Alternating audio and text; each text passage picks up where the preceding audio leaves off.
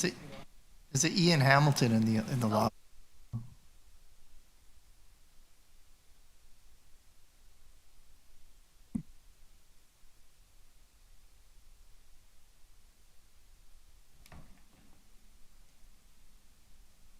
Marie, were you wanting to say something? Go ahead. You have to unmute.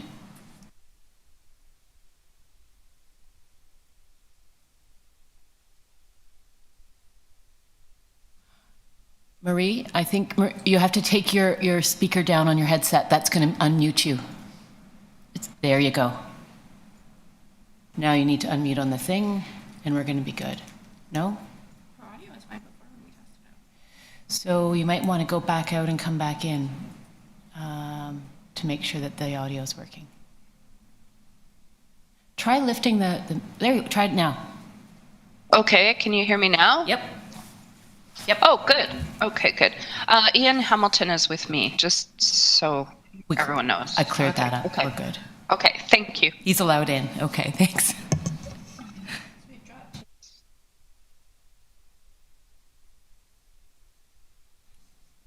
Ian, can you turn your video on and test it and check your audio as well, please? Thank you. Hi, everyone. Nice to see you this morning. Can you hear me? That's great. Thank you very much.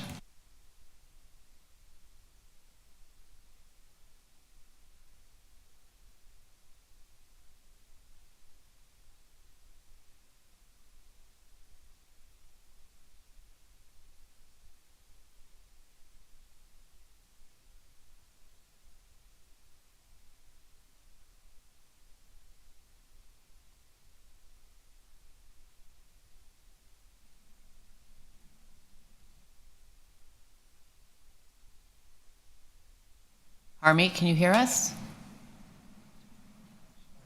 Yes, I can hear you now. Can you hear me? Yes, we can. You're great. You're good to go. Thank you. Good.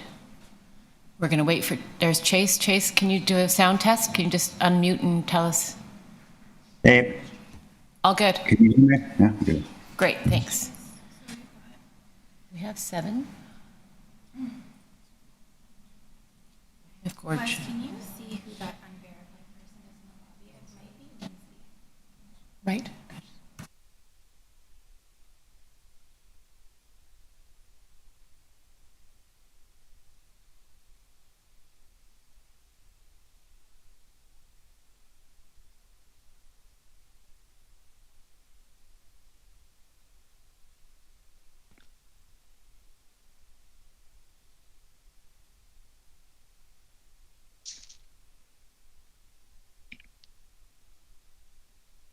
Call-in user, can you please identify yourself? Oh, hi, I'm Lindsay. Good morning. Can you hear me?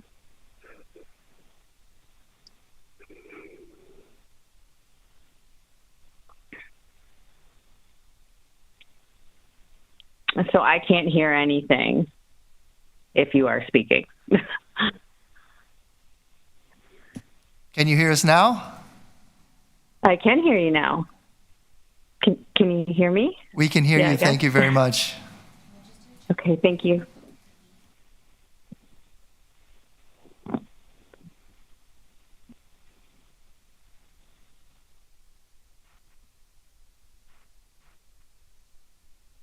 B, can you turn on your audio, turn on your video, please, and check your audio?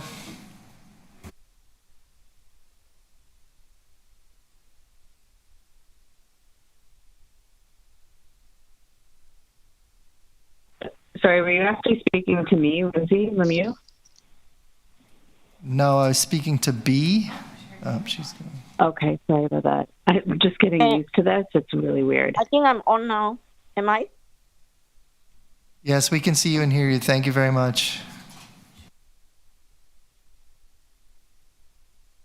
We can just see the top of your head, B. Oh, that's better.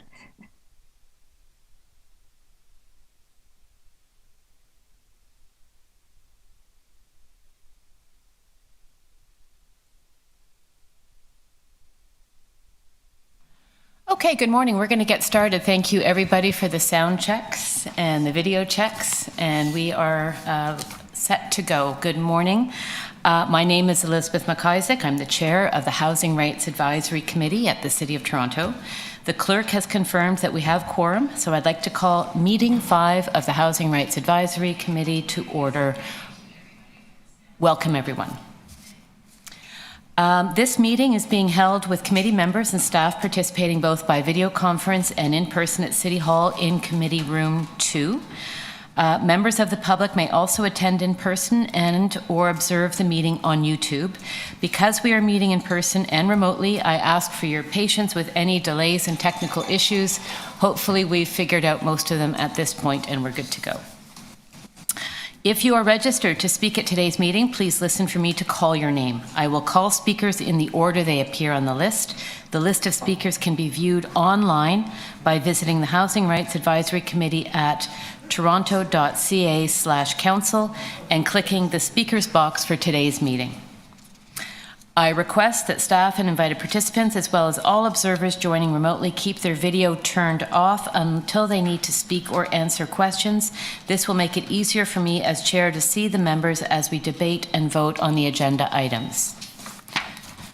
I also ask that all members and staff keep their microphones muted unless you need to answer a question or speak. And if members wish to speak on an item, please make sure your video is on and raise your hand or unmute your microphone and indicate your intention to speak. I will be looking for you on the screen, so please make sure that your intent to speak is made visible. When voting on an item or a motion, I ask members to turn on your video and raise your hand to indicate your vote. This is how we are able to adequately capture your vote on the intended motion. I also remind members that if you have any motions or any of the agenda items that must be submitted in writing and can be emailed to staff at hrac@toronto.ca. So, although we are meeting in different locations today, the Housing Rights Advisory Committee would like to acknowledge that the land we are meeting on is the traditional territory of many nations, including the Mississaugas of the Credit, the Anishinaabe, the Chippewa, the Haudenosaunee, and the Wendat peoples. And it is now home to many diverse First Nations, Inuit, and Métis peoples. This is a central acknowledgement to the work of this committee because we continue to explore issues of the right to housing, the right to call a place home, and we know that in Toronto, this right is disproportionately not being realized for people of Indigenous descent, and this is their land, and so we are very compelled to continue the work on finding solutions to realizing those rights. So, on the business of the meeting, may I have a motion to confirm the minutes from our meeting on November the 5th, 2024. And I'm looking to the screen. Thank you, Gord, for the motion. All in favor? I'm seeing hands here. I'm seeing hands on the screen. Thank you very much. Carried. Before we review the agenda, I'd like to take a moment to welcome a new member of the Housing Rights Advisory Committee as part of agenda item CA 20.2, Annie Hodgins. Annie is new to the committee. You'll recall that Dr. Daniel Raza had to resign in the fall, and so Annie has been appointed to the committee, and we welcome her today. She's online. Annie, if you want to take a minute to introduce yourself, the floor is yours. Thanks very much, Elizabeth. And I would have been there in person, but I've had norovirus, so I thought it was better to be remote today. But really nice to be here. I've been working in the housing and homelessness advocacy space for over a decade, and in my professional role, I'm the executive director of the Canadian Centre for Housing Rights. But I'm here as an individual as well, and in particular and first and foremost. So I'm also on the board of All Saints Church Community Center, which serves people who are impacted by the lack of available housing and are living in homelessness on the streets of Toronto. So this is an issue I care really deeply about, and I've been working on right to housing based initiatives for about 10 years. And I have to say, it's an honor to be part of this committee. We're moving towards, I think, a world where hopefully we can see housing as the need that it is. It's like food or water. People can't survive without it. People die without without housing, and we really need to move towards a society where that's understood and where no one goes without a home. So I'm really looking forward to supporting the committee and everyone's work with the appointment, and I'm really grateful to be here. Thank you. Thank you, Annie. And I think we're all delighted to have you on the committee. You bring a real depth of expertise and experience and will enrich the work of this committee. So delighted to have you on board. With that, we will move to the agenda for today. The first item, regrettably, is the resignation of a member from the Housing Rights Advisory Committee.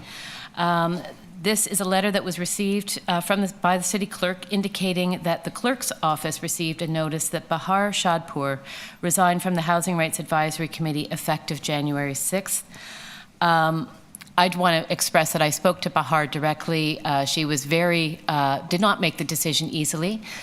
She has recently changed her role, and it's a much larger role than she expected, and I think did the right thing by identifying where she might not be able to live up to the commitment of the responsibility. So I would like to take the opportunity to thank Bahar for the work that she did do. She was chairing the working group number 4, and she also brought expertise and experience to the work, and so we will certainly miss her.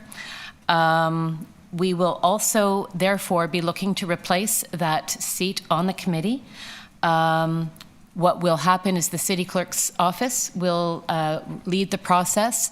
I have been told that applications that have been submitted to serve on this committee remain in the file for 2 years. And so people that have already applied will be considered, but it is also open if others would like to apply. And so it will be over to the city's clerk's office to run that process, and we will look forward to welcoming another member when that process is concluded.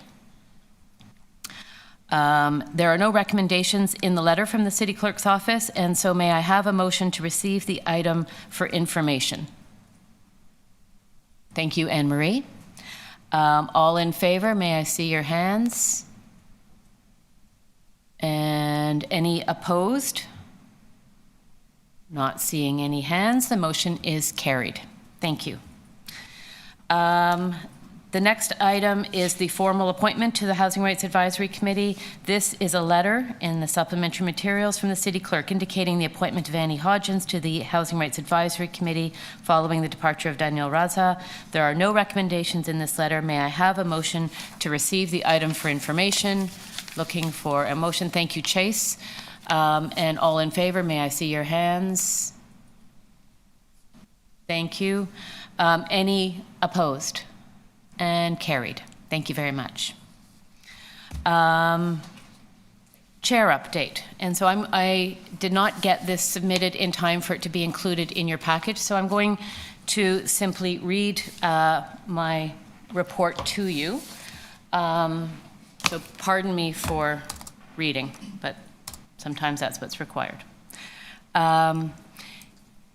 Today's February 6th. In alignment with HRAC's mandate to provide advice to City Council to ensure that the interests and needs of those living and lived experiences of housing precarity, discrimination, and homelessness are reflected in city programs and service delivery, I'm pleased to share the following updates. In September 2024, 5 HRAC members attended the Mayor's Renters Action Committee Forum of tenants, tenant advocates, and nonprofit housing providers to gather feedback on the formation of the committee, including its structure, mandate, priorities, and membership. In January 2025, HRAC members were invited to a consultation on the city's rental replacement policy, of which 5 HRAC members attended. The consultation was one of many led by City Planning and was focused on the components of the policy, including tenant relocation and assistance plan, replacement of existing rental housing, and the rental replacement process. I'd like to thank the members of the committee who have dedicated their time to participating on these additional meetings. In addition, Ombudsman Toronto presented an investigation into the city's decision to stop allowing refugee claimants into base shelter bed system beds at the December meeting of City Council. The report was received by Council, which meant that it was not debated nor was further action taken at that time. The issues raised in the report require thoughtful discussion, and at the end of the Council meeting, the Mayor committed to further consideration. I have been working closely with Councillor Perks, who has been in touch with the Mayor's office. The Mayor has committed to taking action, and I have been told that there will be an opportunity for our committee to consider the fundamental right to housing in the context of the Ombudsman's report and the impact of current international events on the shelter system going forward. Lastly, I want to share that representatives from the Right to Housing TO have reached out to the committee and shared their plans to develop an evaluation framework to track the city's progress on employing a rights-based approach to its housing policies and programs through the Housing TO 2020-2030 Action Plan, which is up for its midpoint review this year. The Right to Housing TO has expressed interest in providing a presentation of this framework at our next HRAC meeting. Given our mandate to provide advice to City Council by independently monitoring the progress of the Housing TO 2020 to 2030 Action Plan's implementation, I recommend the Housing Rights Advisory Committee invite representatives from Right to Housing TO to present at the next HRAC meeting on June 3rd, 2025. So there is a motion to this effect. But before we do that, I would first say to the members, are there any questions on this item and the letter I have just shared?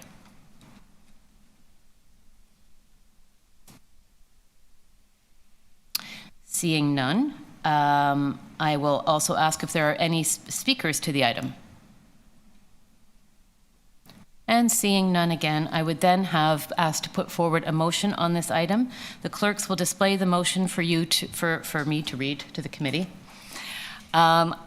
And the motion is that the Housing Rights Advisory Committee invite representatives from Right to Housing TO to present at the next Housing Rights Advisory Committee meeting on June 3rd, 2025. So I would ask at this time, all in favor? Question from Saroja.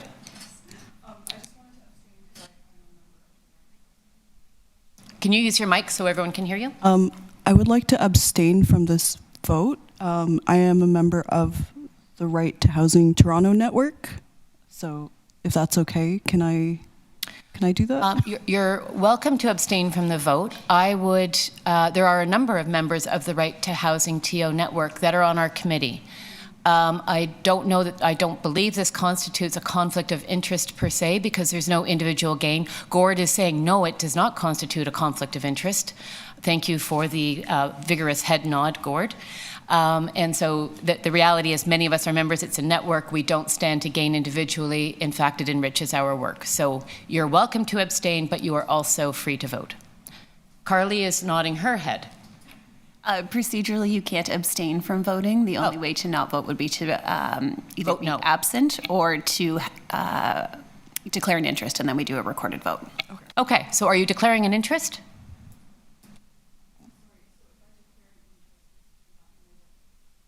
Carly? Correct. Yes, you would be declaring an interest, but similar to the advice from Elizabeth and in concurrence with Councillor Perks, I don't believe a declaration of interest is necessary. Okay, and thanks for the clarification. In that case, I will vote on this item. Excellent. Okay. Are there any other questions before we move to a vote? No, that's great. So I would say I need a motion, or am I motioning? That is the motion. It is the motion. We're good to go. So we need to have all in favor. Thank you very much.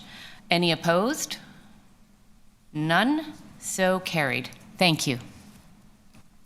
So the next item, and this is something that we put in motion a while ago, we have invited the federal housing advocate, Marie-Josée, to come and speak to us, or Marie-Josée Houle, to come and speak to us about the work that her office has done.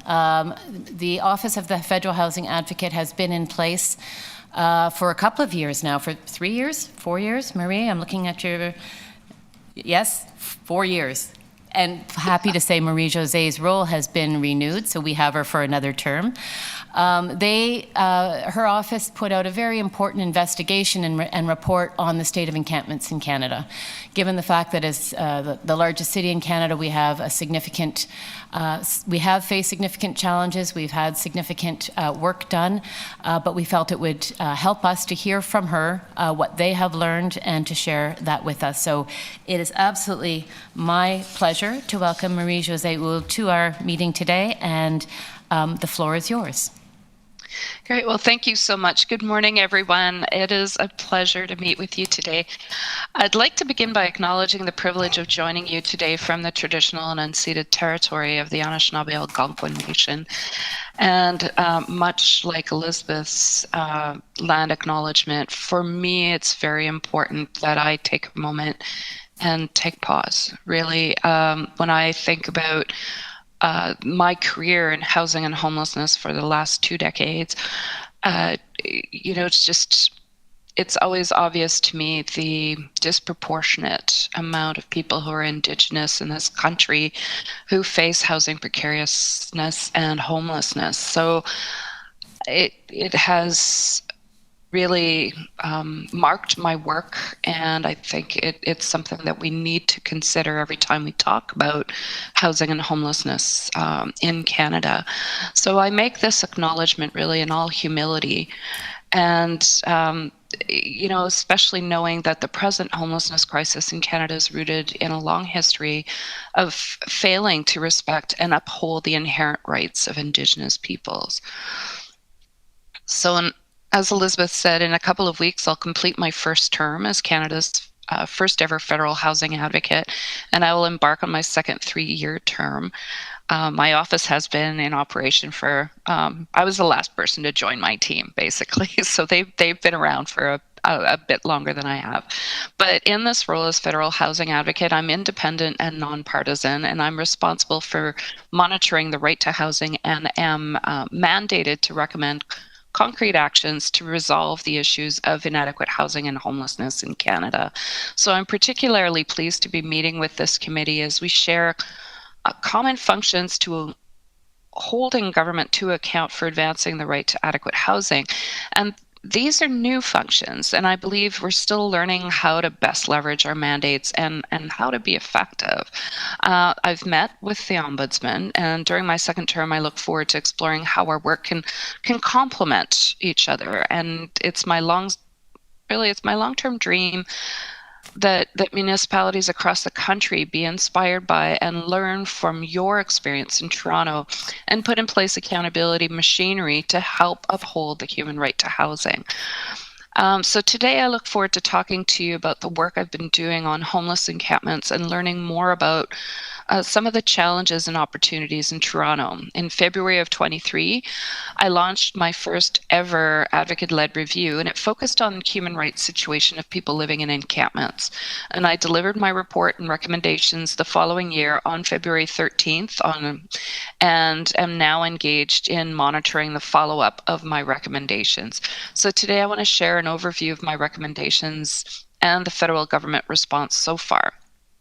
I also want to highlight the critical importance of meaningful engagement and share some of what my office and I have been learning through our continued engagement with people living in encampments. And it's my hope that this information can assist you in informing your advice to the city on its encampments responses. So in my review, in my report, I concluded that governments are not fulfilling their human rights obligations. The human rights of encampment residents are not being protected, and basic needs of encampment residents are not met. Encampments evictions, clearances violate human rights, increasing isolation and risks of harm. Overrepresentation of First Nations, Inuit, and Métis people in encampments is very obvious from coast to coast to coast. Black and other racialized individuals, men, 2S LGBTQI plus individuals, people fleeing gender-based violence, youth, seniors, and people with disabilities are at greater risk. Shelters are unacceptable for many and are not an adequate solution. and people do not have access to adequate housing as well as the services and supports they need. So we should all be able to agree that encampments, they're not a solution to our housing and homelessness crisis. Everyone has a right to adequate housing, and we need concerted action at all levels to get there. However, until adequate housing with supports is available, we need to take action to protect life, dignity, and human rights of people living in encampments. And a city that doesn't seek to meet the needs of all of its inhabitants, whether housed or not, it's not a successful community. And so my report was an urgent call to action, a call for leadership from all levels of government, and a plea to avoid politicizing the issue.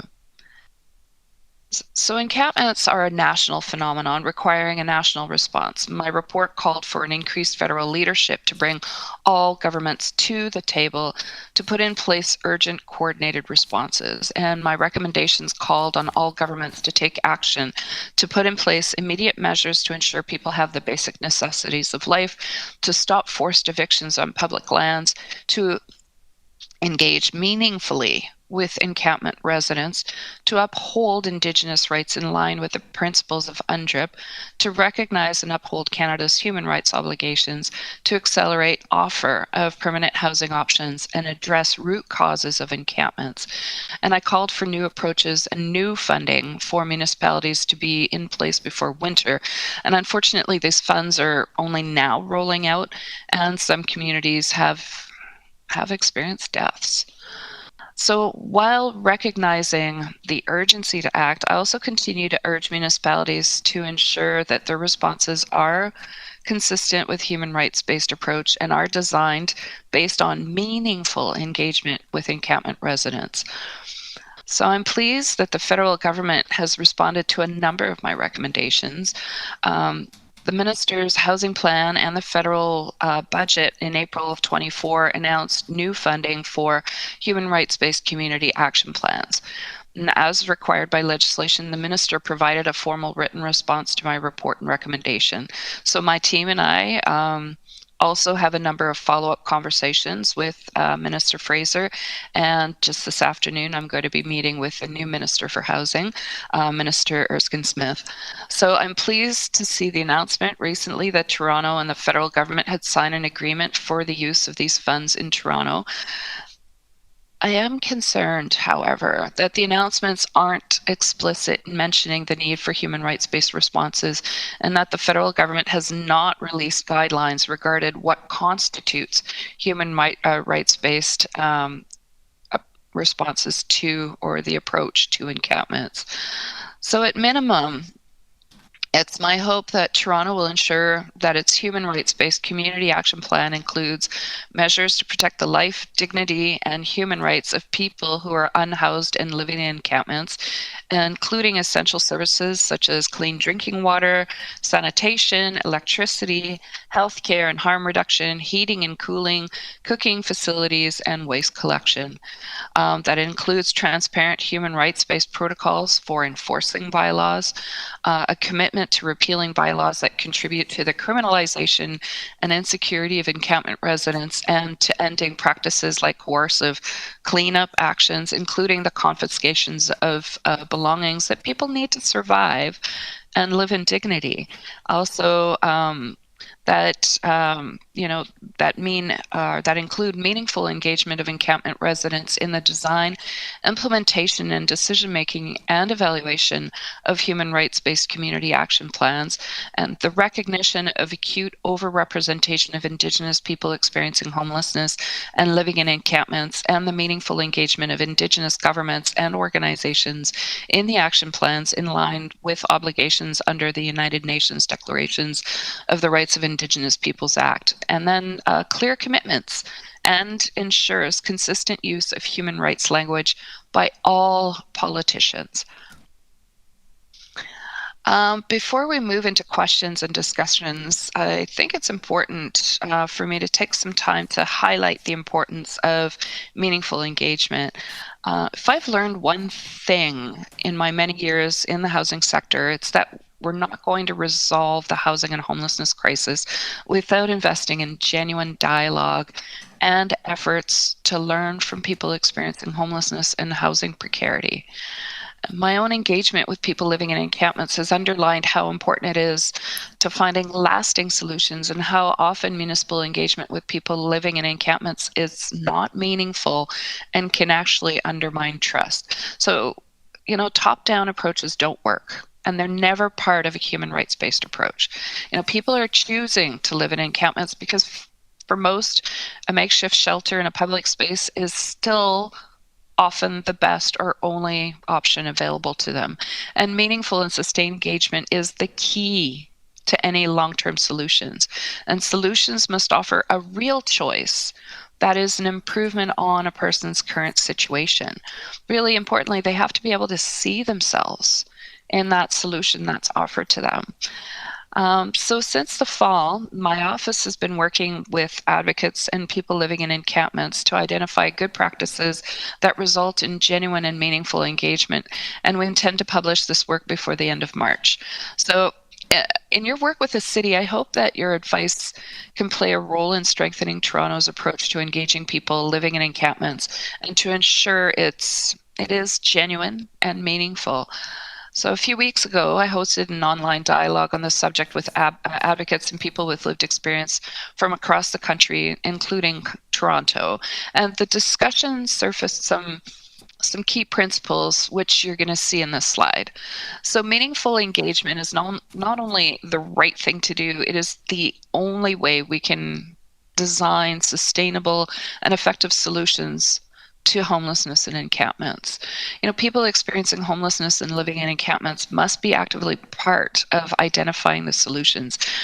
And indeed, when people have been through the system and describe the challenges they face, it can bring to light particular aspects that might not otherwise be addressed. This is really a unique source of information, and we need to cherish that. We need to leverage that. Truly meaningful engagement can be difficult and it's time consuming. I feel it's an investment. And as many people living in encampments, they have a deep, or they might have a deep distrust of authority and law enforcement agencies due to previous experiences of violence and trauma. So all too often, they've been asked for their opinions, but their ideas were never taken into consideration.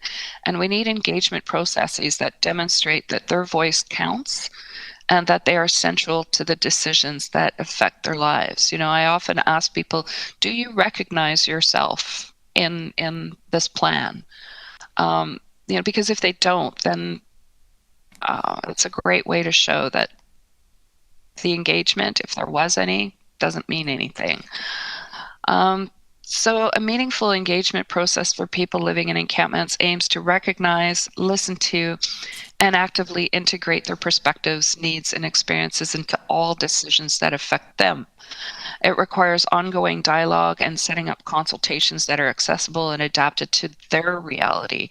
And this approach must respect the dignity and autonomy of people living in encampments and share decision-making powers. And meaningful engagement includes using a trauma-informed approach and ensuring cultural sensitivity in dialogue processes. And trusting relationships, they're established by creating commitments, really that respect their autonomy and intimacy, and by keeping our promises to avoid social betrayal. So any practices which further deprive them of their rights or self-determination and which seek to impose political, moral, or religious convictions on them, or which presume to know their needs best, they really lead to compromising the possibility of establishing a constructive and lasting contract. Really, it just erodes that trust. So too often our practice in resolving this the situation of encampments is to opt out or is to opt for coercive actions that actually lead to harming the lives of people living in encampments. And this practice of moving or dismantling encampments without the genuine consent of people living there causes considerable harm and doesn't resolve any of the underlying factors that have contributed to their homelessness.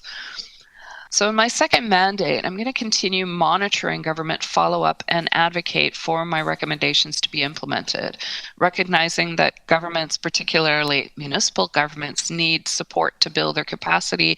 I plan on releasing a number of resources. So in November, my office published a report on the current state of Canadian jurisprudence entitled Encampments and the Legal Obligations, Evolving Rights and Relationships. And we're currently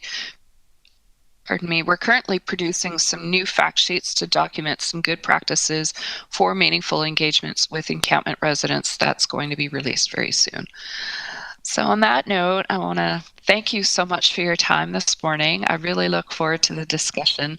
And on this slide, you can find some of the links to the documents that I discussed during my time with you. Thank you, Marie-Josée. The work that your office has done in the first 3 years has been incredibly important to advancing our understanding of what it means to apply the right to housing to some of the most critical issues that we are seeing.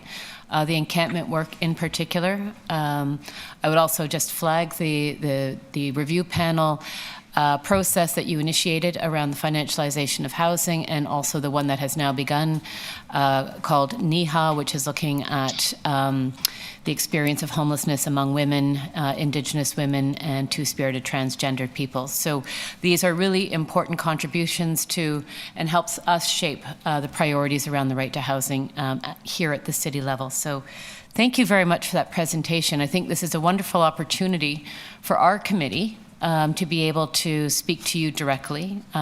This has been a tremendous overview, but I'd like to open it now for questions or comments from our committee. And Joy has her hand up first, so over to Joy. Thank you. I thought that was just amazing. Thank you so much for that presentation. And I have the slides, printed out and so forth. So very, very helpful. I have two questions. The first question is, you mentioned the challenge of power imbalance among the parties, and I would be interested in hearing concretely what the practices are that you found helpful in addressing a power imbalance when there obviously is one. How do you address that? Wow, that's a really great question. I think the first step really is to recognize that there is a power imbalance. And then to go in with all humility and to recognize that this is people's homes. I never go to an encampment without being invited or having a host, that people know that I'm coming in advance, that I treat it like their home. And I don't overstay my welcome. That's the other thing. I go in, I announce myself or have someone announce. It's like I don't walk in without someone coming to greet me, because it's, as if I'm knocking on someone's door. I don't just barge into a house and I say, hey, I'm someone important and I'm here to talk to you and you're going to talk to me. So it's really is treating this as someone's home. I also try very much to put myself in the shoes of the people living there, of what it's like to be so open, out in the open, and so vulnerable and in so many ways, not having the physical barriers that people that are housed use for protection. And so how unnerving it is to have all kinds of people coming and going from their home. So to treat people with respect. So it's just really the first thing is treat this like their home. And that's the first thing that comes to mind. The issue of criminalization is really heavy on my mind as well. Just because you can doesn't mean you should. And that's what I mean about a lot of outdated bylaws that exist that can be weaponized against people living in encampments, whether it's the fire code. It really has to be the human first approach, recognizing that most people are not there because they're trying to be difficult, that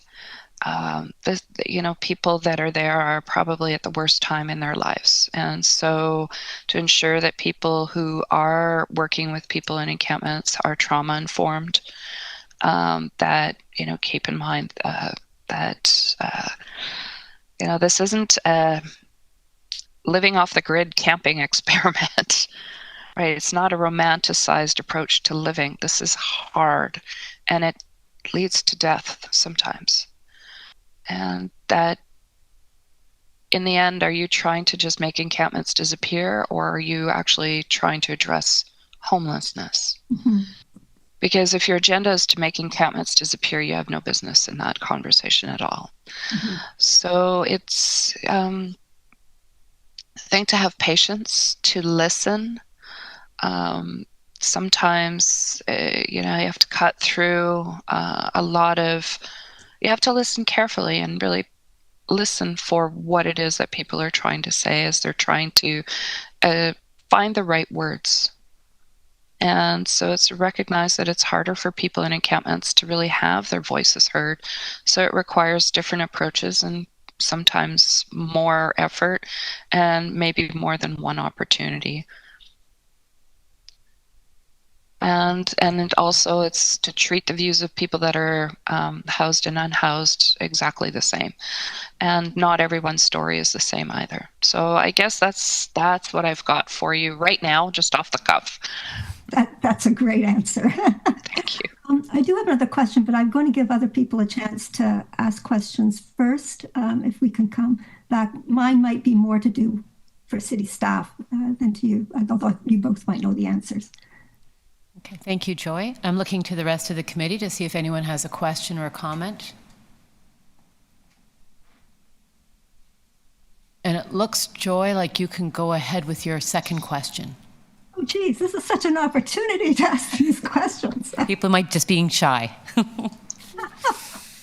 I'm not scary, I promise. Okay. When I was reading your materials, there was reference to both a national encampment response plan, and that the feds had announced an agreement with the City of Toronto January 25th, 2025. And you also mentioned a 2024 Reaching Home, Canada's Homeless Strategy. I'm not familiar with either of these programs. What I really wanted to know is what's happening in Toronto. In other words, has this money been received by Toronto? What's Toronto doing with it? That is the big question. We had called for National Encampments Response Plan. Mm-hmm. And so, the federal government had announced that they would be dedicating to an additional $250 million to be matched by the provinces, going to the municipalities towards, it was supposed to be human rights-based approach to encampments, and that was never made explicit, unfortunately, when the agreements were made. The agreements were made with some provinces, and then some provinces didn't make the deadline. So then the federal government had agreements directly with some municipalities, including Toronto. So I think this is just a recent announcement, so we don't know the details for Toronto. But because we don't know the details and it's fairly recent, I think there's a lot of, this is a great opportunity to influence how that money is going to be invested. Good, thank you. Thank you for that question, Joy, and for the response, Marie-Josée. I do understand from Toronto Shelter and Support Services that the agreement signed January 22nd, 2025. The amounts of the funding and the details of the agreement have not been announced as yet, and this would be federal-led, so I think we're waiting on Ottawa then. Officially for that release, but the news release covers the bigger picture, and that can be found. We can send that link in the minutes. Also, Ottawa's funding agreement has been announced elsewhere. So we'll send those links in the minutes. I think, though, you're quite right. This is an opportunity for HRAC to register its interest in being consulted and brought into that process as the city moves forward. Are there other questions? B.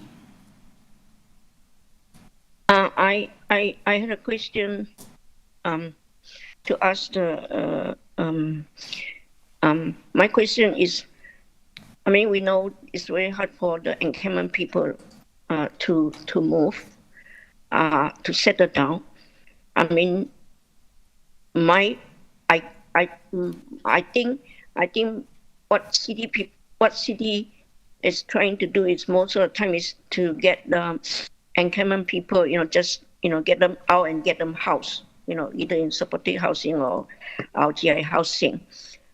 My question is, most of the time, encampment people, they cannot, while they got a house, it's good news, but then they cannot maintain the house. And most of them struggle, to stay in the place they are given. And some of them put up the tent in the new place they have, or some of them they try very hard, they couldn't manage, and they go back to camp again in another park. My question to the speaker is, what do you think is the best way? I mean, there's a gap, from encampment to housing. It seems to me that there's a gap in between, and you need a transition period. What do you think will be the best transition for these encampment people before move them to the permanent housing, so they can maintain their house and not go back, to park again? A program out of Finland called Housing First was developed, and it really is about housing people first, but housing people with the supports that they need. Really, in the end, any housing option that's offered to people experiencing homelessness needs to be adequate. And by adequate, it needs to meet their needs. Adequate housing by the human rights definition, it needs to be affordable for that person. It needs to be, be the size that meets their needs, or the family composition. It needs to be free from bed bugs and not be a heat dome like we're seeing in Vancouver, or a fire trap, or, and it needs to offer supports. So this is just a short list of what it actually means to be considered adequate housing, but it really depends on the individual. And so for some people, they need light touch support, just even opening a bank account, or just setting them up with a little bit of furniture and things to cook and clean with. Some people need help learning how to cook and clean. And some people need more supports and longer supports around mental health, addiction. Not everyone is the same. But and some people will need a little bit of support, and some people will need support for a few years, and then it'll be fine, and then they'll need support again. And quite often, when people are part of some of these programs, they're time limited. When I was working frontlines, the time limit was 1 year. You have 1 year to get on your feet and be able to live independently and be able to handle everything, and then you're on your own. And what I found really fascinating is that worked for some people, and some people then would come back. They would need the housing loss prevention services again because they experienced a great loss, usually. A loss of a loved one, a breakdown of a relationship, and that would plunge them into despair. And then everything would snowball and they would hit rock bottom.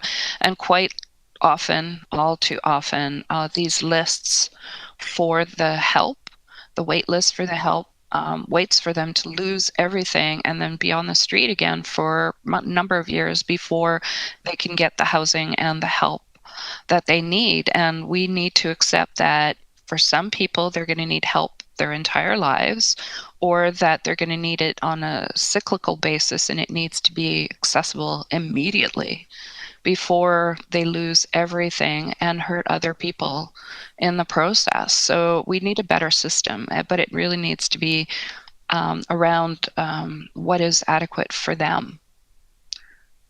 And that's why it's really important to engage with people and to actually listen to them. Thank you. Thank you for the question, B, and thank you, Marie-Josée. I'm looking to the committee. Lindsay, I realize I can't see you because you're on the phone. I'm just going to invite you to have the opportunity if you want to ask a question before we move on to anyone else.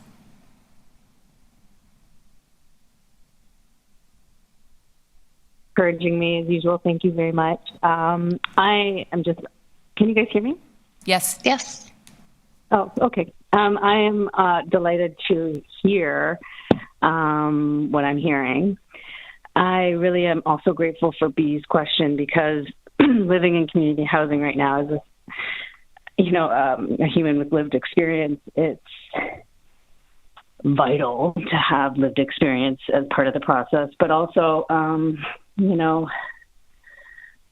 I do see the gap that B was talking about, and I loved your answer because it is so accurate and important, and that's where funding comes in. The trauma-informed piece is so critical because we respond differently. Our neural pathways are different. We are different, and it doesn't just means more support might be needed. Yeah, I'm going through it right now. I'm not going to lie. I am having a struggle, and lots of things are coming up, and I know we all kind of all are, and I'm really grateful to have a house. I am seeing the changes that community housing is going through right now, and it is very scary here. It feels unsafe. It feels not secured, like to house, and there's no really accountability. So, I'm loving this discussion, and I'm grateful for everything right now. Thanks. Thank you for that. Thanks for sharing with us. And I hope things get better. I really do. Thank you, Lindsay. I'm just looking around the committee, and Marie, you would like to say something. Mike? Press the button. I missed that. Can you hear me? Yeah. Okay, I just want to say thank you so much for the presentation. I agree with you that the work can be difficult and time-consuming. Nonetheless, I think it's very rewarding, and to know that you are on the front line doing such great work. I want to encourage you to continue to do good work, and to know that you have support, like people like ourselves who are here fighting for the same cause is a gentle reminder that you're not alone. So I would encourage you to keep doing good work, because I do believe that the outcomes will eventually show up. If it's not today, it's going to show up tomorrow. So that's my encouragement to you. Thank you so much. That's beautiful. And always keep moving, keep going. That's and thank you for the message of hope. Saroja. Thank you so much for that inspiring presentation. I wanted to ask you about the recent movement from the provincial government to propose the use of the notwithstanding clause to infringe on people's rights who are living in encampments in multiple ways. And I was curious about if you have any tips on building solidarities across the nation, across Canada, because I feel like a lot of us who work in the housing space and organize, we work in our silos. And so I'm just curious if you have any tips on how we can come together and learn from each other and strategize to kind of tackle the stigma against encampments across country? Well, for anyone who's listening, my face kind of said it all while you were talking. This is like, cringe. And I do want to share with you that I wrote Premier Ford when he first raised the issue, and the fact that, I'm going to be sending another message next week. And it is very disconcerting, some of the approaches that some of the provinces are taking around harm reduction, around criminalizing people in encampments. Like I said, just because you can doesn't mean you should. I mean, all of the research points that harm reduction works. All of the research points that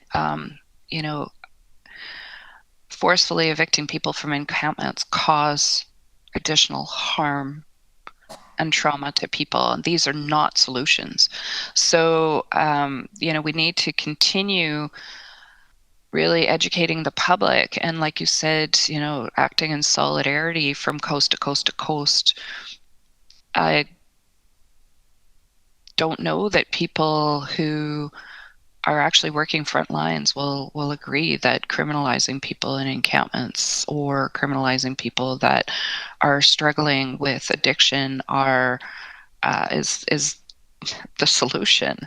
So we have I'm hoping that there is going to be a group that's going to be able to have a conference around this, or to unite all of you people who are working in this space in order, like you said, to create a learning opportunity, kind of a solidarity opportunity, but also an advocacy opportunity as well. I saw a piece published by Dr. Jim Dunn not too long ago around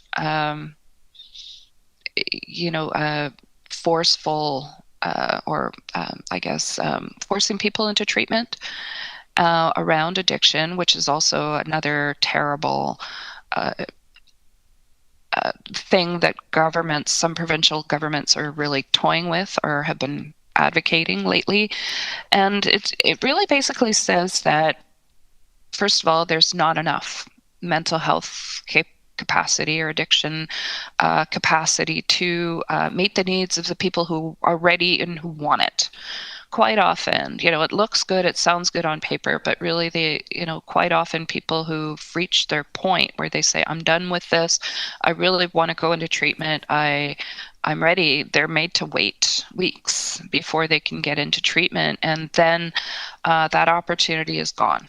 Right? These people have met their desperate bottom, and sometimes they will overdose, sometimes they will, try to take their lives. But that opportunity is missed. So if we can't get treatment to people who want it because there's not enough of it, how on earth do we think that we're going to have enough money to force people into treatment? And then we need to think about what treatment looks like. So treatment might look like people go to a place where they've got 4 walls and a roof, and they've got the mental health support and the addiction support, and they eat 3 meals a day, and they have a place to use the bathroom and to wash their hands with dignity and to take a shower and maybe watch a little bit of TV and to talk to other people. And it sounds, if you remove the force part, kind of sounds like supportive housing.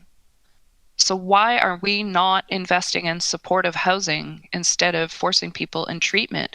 Because quite often people go to treatment and then after that they've got no housing after. So then they go back to homelessness. So what on earth is the point of treatment when they go back to the same conditions that they were in before they got into treatment that was forced on them? And for anyone who has children, we all know that forcing doesn't work. So, that narrative needs to be told over and over and over again so that the public gets it, because the public doesn't understand what it is that they think that they're agreeing to. And neither do elected officials. Thank you. I'm going to have one last look around to see if anyone from the committee wants to weigh in, but I think that is a good representation of some of the issues that we are thinking about, questions that we're holding. And it also, I think, reflects some of the work that this committee would like to see continue going forward. So I am very grateful, Marie-Josée, that you took the time to join us to share the work that your office has undertaken. Thank you for being the champion of these issues, for being the catalyst for some of these federal investments that we hope to see realized soon.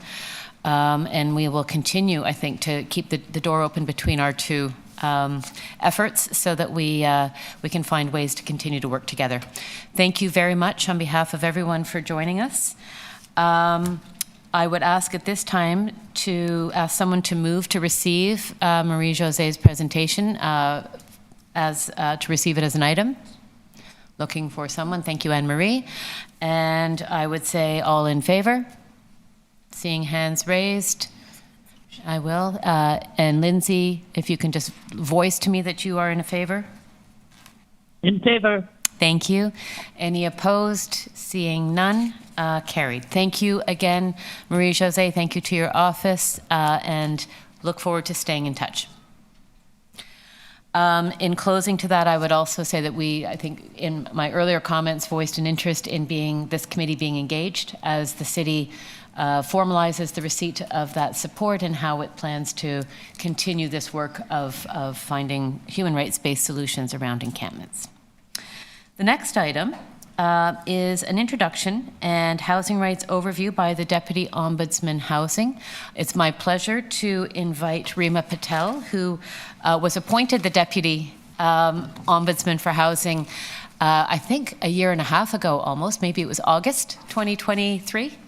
July 31st. I was close.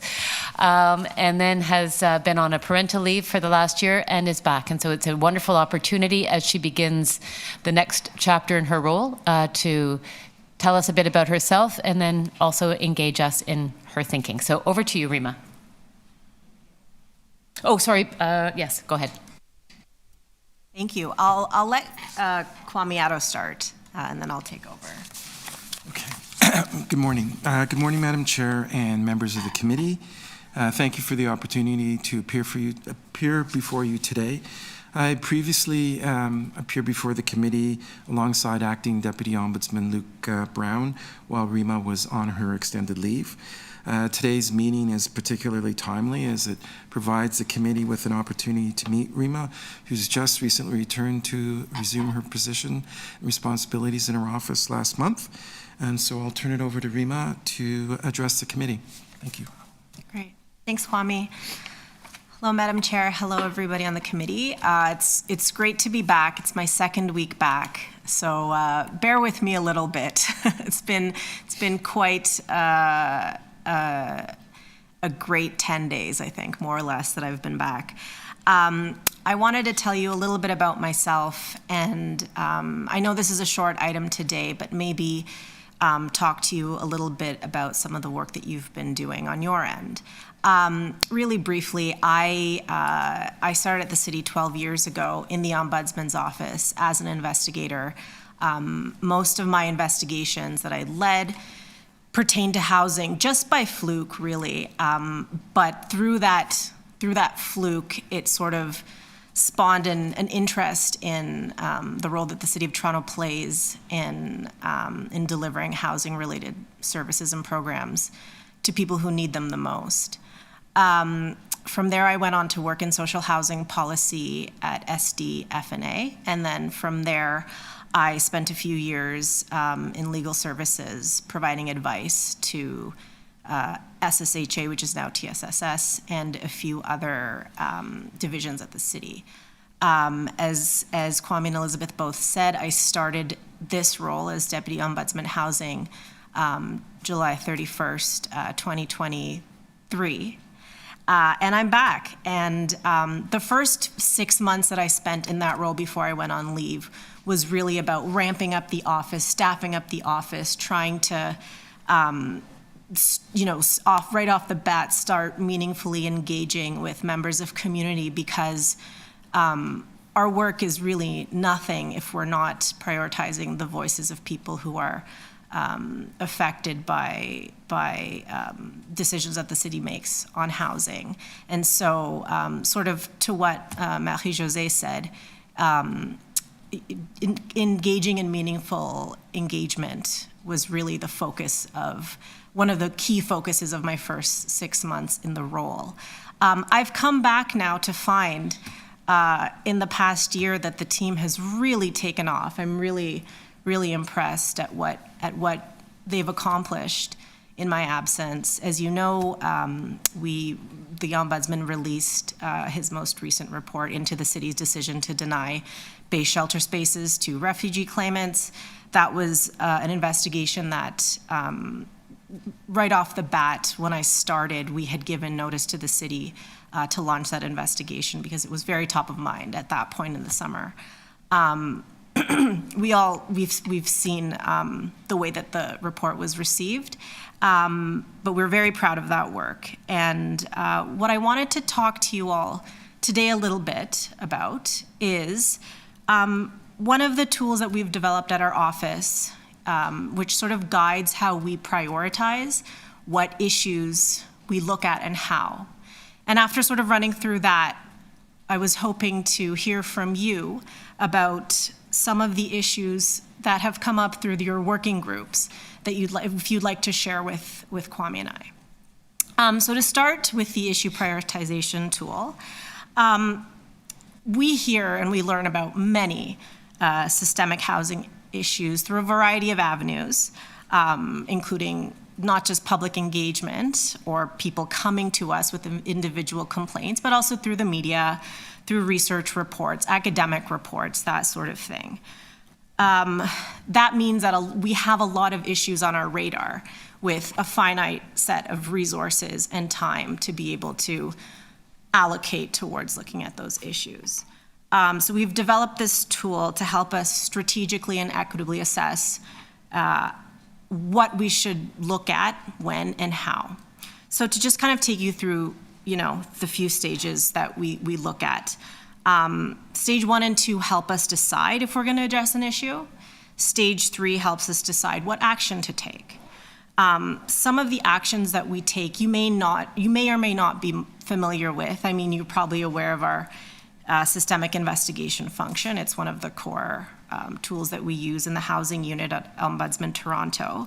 But we also address issues by learning more about them through research and community engagement, through connecting with the city to informally resolve issues or make fixes that are easier to make, through also following up with the city on implementation of recommendations we'd made in previous investigations. If we see that a repeat issue has come up on something we've already looked at and made recommendations on.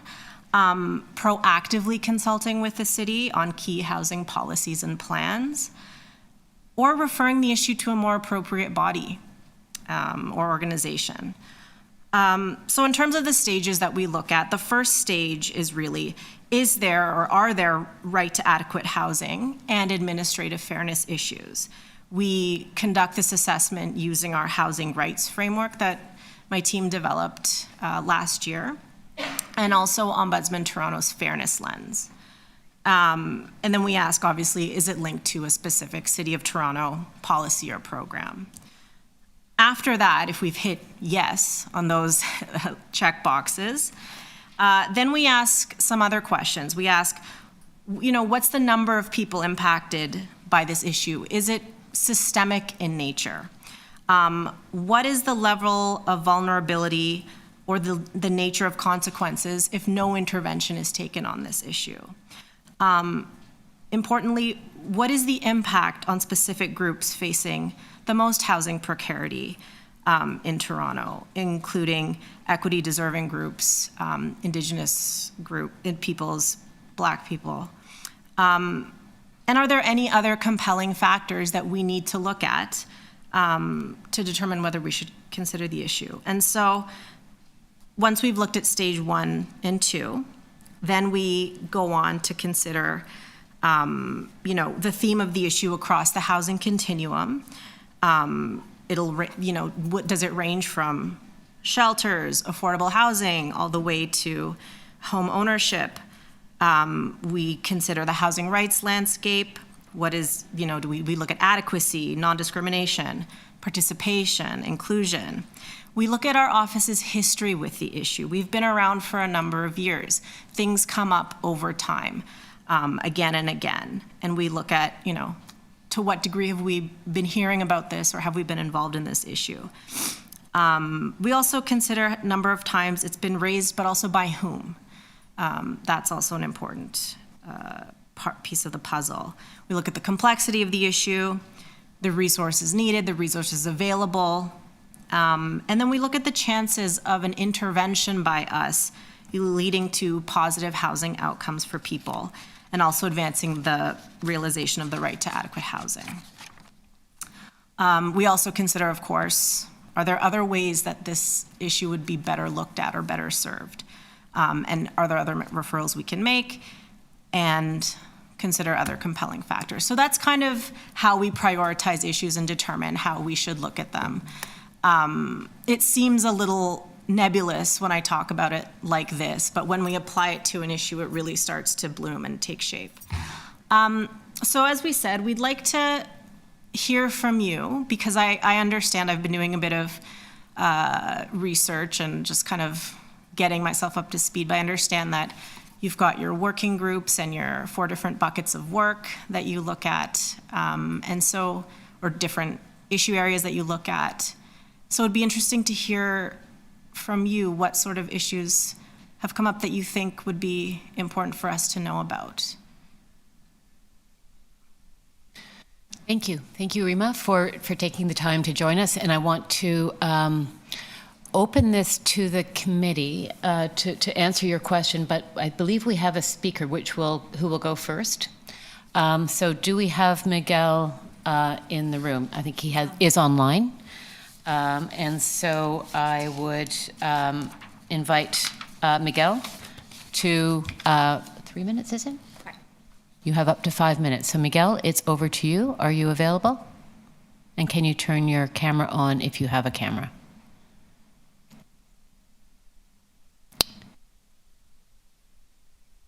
Miguel, I'm giving you another nudge. There you are. Good morning.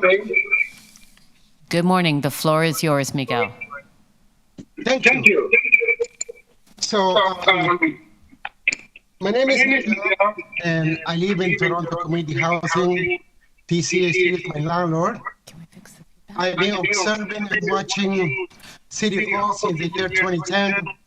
All the reforms.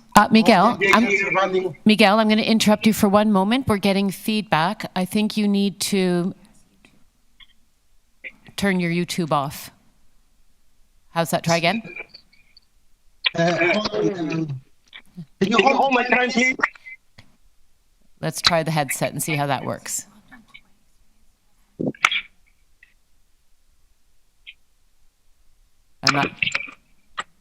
Can you hear me better? We're still getting an echo. I'm getting somebody with technical skills here to advise us. Hold on. Try again, please. No, the headset is not working. Okay, I turn on my headset. Maybe that's the reason. Okay. Now you need to unmute, Miguel, and go ahead. I think. Okay, can you hear me? Perfect. Okay. So I'm here to make some additional recommendations to the investigations of the Toronto Housing. 14 of them, only 8 have been applied so far. The right to sleep. Right now, I shouldn't be there today in person, but because of the noises, I'm affected daily. I'm not able to. It's interesting that the recommendations of the Ombudsman deals with important topics. One of the most difficult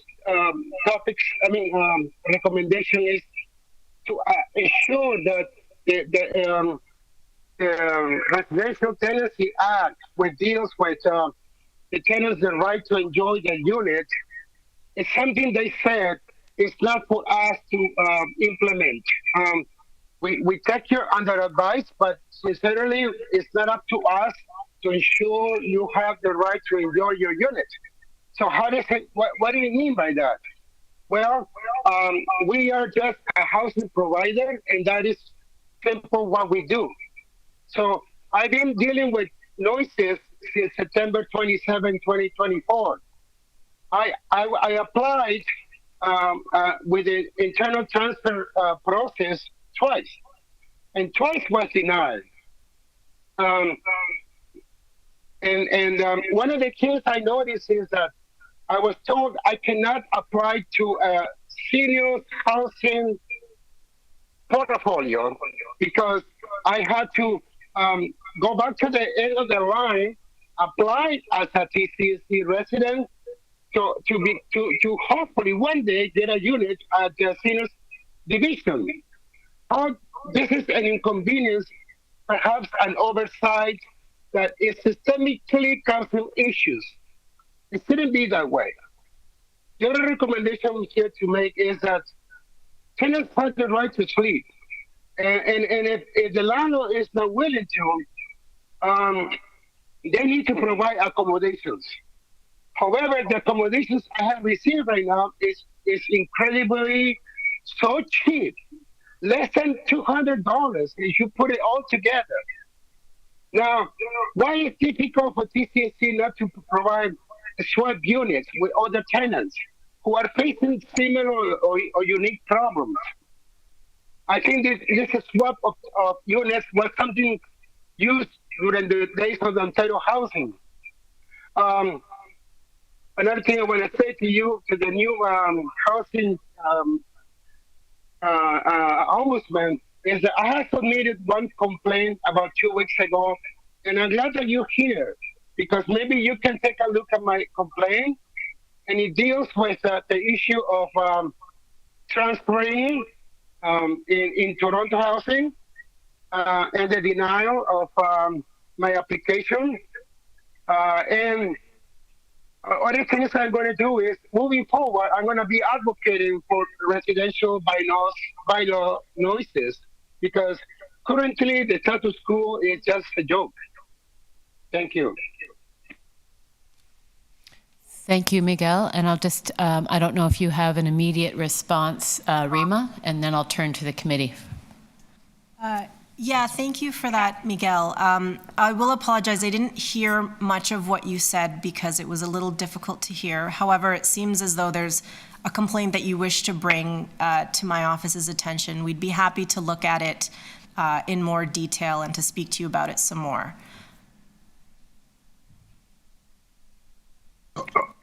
Great.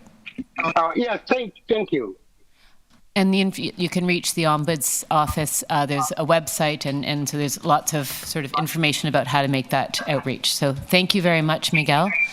I'll now turn to the committee to see if who would like to begin in sharing some of what Rima has asked us. What are the key issues that we're seeing, that we're concerned about, and that we feel are critical in the immediate and longer term.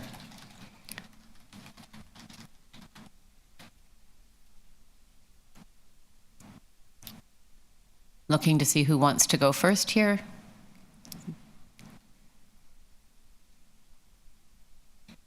Well, okay, B, over to you.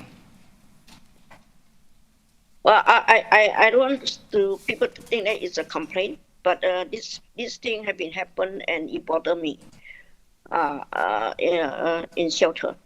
I'm in shelter and have been seeing recently. I mean, it have been happened before, but recently it's very obvious. People move out. There's quite move out recently. A lot of people are moving out. Some they had found a place to move out.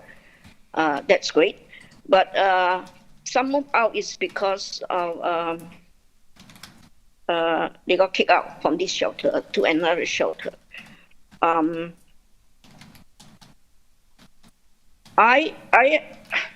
have been fighting for this.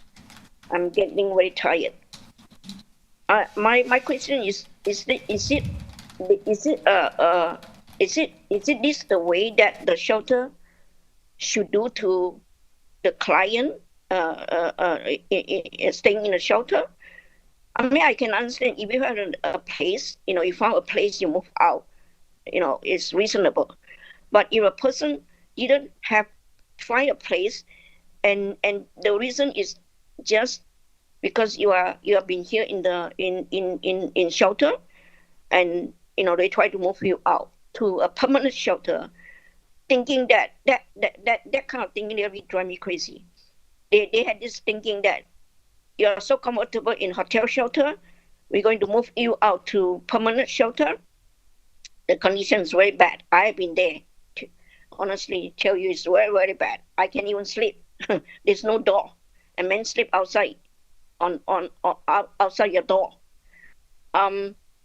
So they're thinking that when people they are thinking that we should be here in the hotel shelter not more than 6 months. After 6 months, they are kind of chasing you like hell to try to get you out, and they try to move people. Like I think 2 days ago, this girl don't want to move, and they try to transfer her to a permanent shelter at Woodland, belong to run by YWCA at Woodland and St. Clair and Young. I've been there before also. And she don't want to go. They call the police to escort her to that place. So to me, it's like using by force.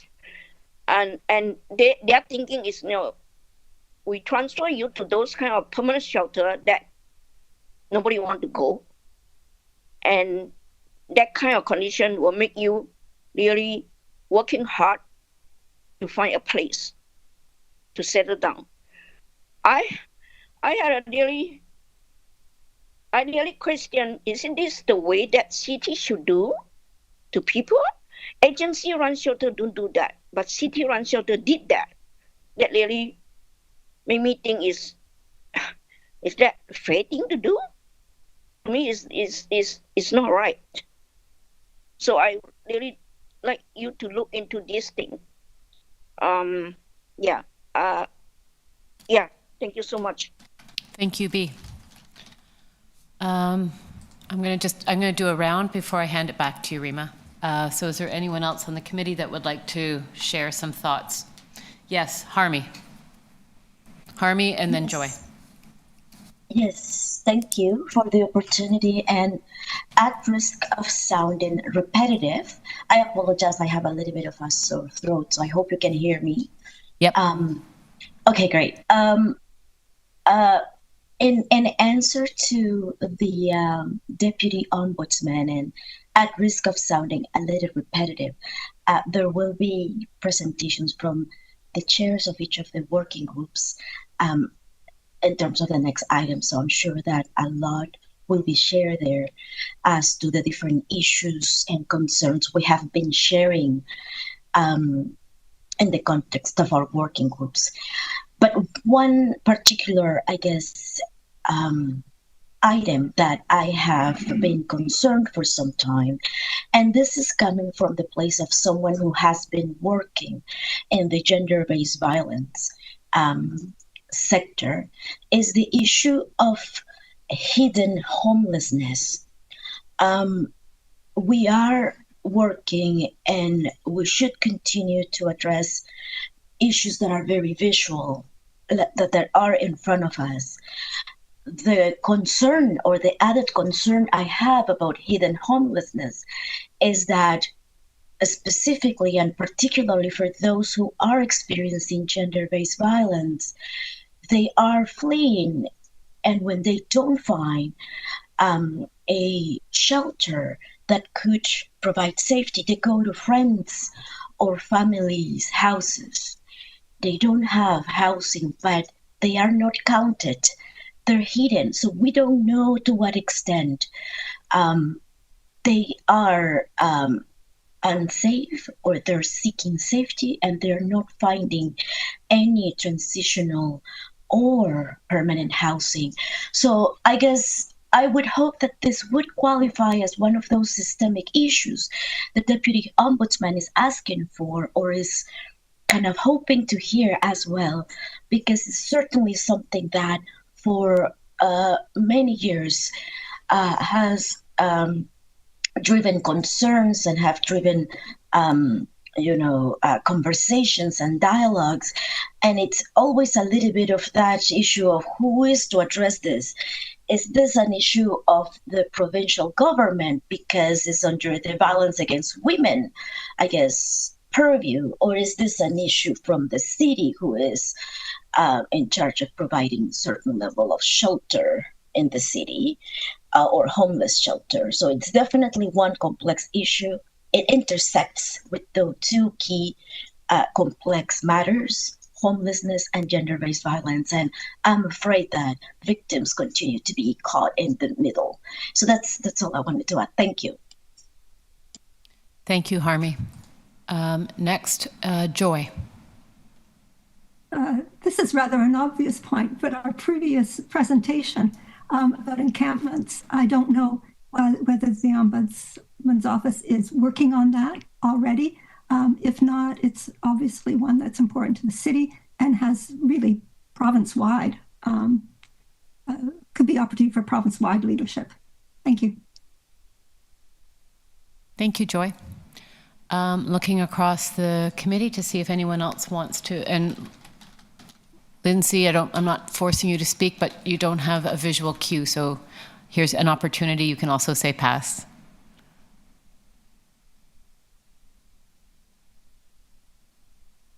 I'll take the silence as a pass. Anne-Marie, you had your hand up. Thank you so much for just open up our eyes to so many things that some of us might not even have been privy to. I appreciate that. And is the mic on? Yeah. Yeah, it's the mic working. Yeah, and welcome back. My question to you then would be in respect to systemic issues, because you talk about BIPOC people. Wondering what approaches you guys will be using in ensuring that this particular group do get considered as we keep talking about the rights to housing, because it is a rights-based issue and it should include everyone. Thank you. Thank you, Anne-Marie. Just looking around the committee. Annie, please go ahead, and then Saroja.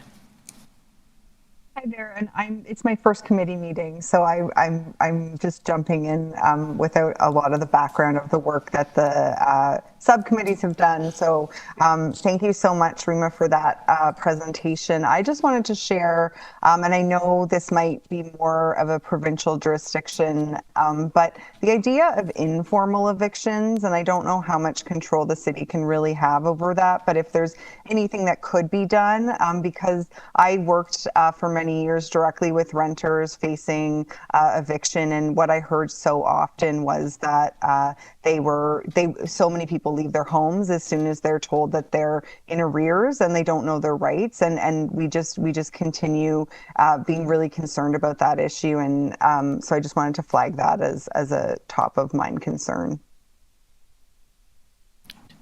Thank you, Annie. Over to Saroja. Can you hear me?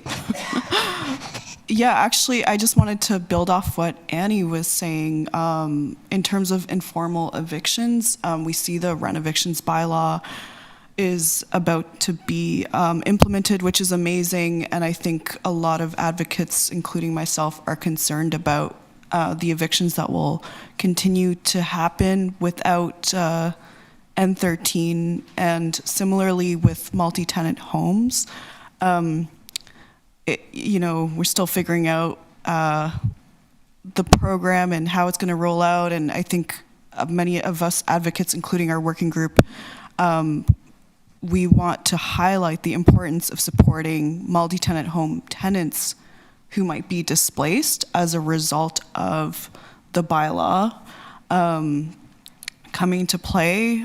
We know that a lot of tenants might experience fire safety issues or be displaced for other reasons. For example, if a multi-tenant home shuts down, and if that multi-tenant home is unlicensed and we don't even know about it, then how can we support those tenants? And of course, we know there are a number of amazing programs that support renters at the city, but I think our concern is a lot of these tenants might not even be aware of their rights when it comes to being displaced as a multi-tenant home tenant. So we can talk a little bit more about that later in our update, but thank you very much. Thank you, Saroja.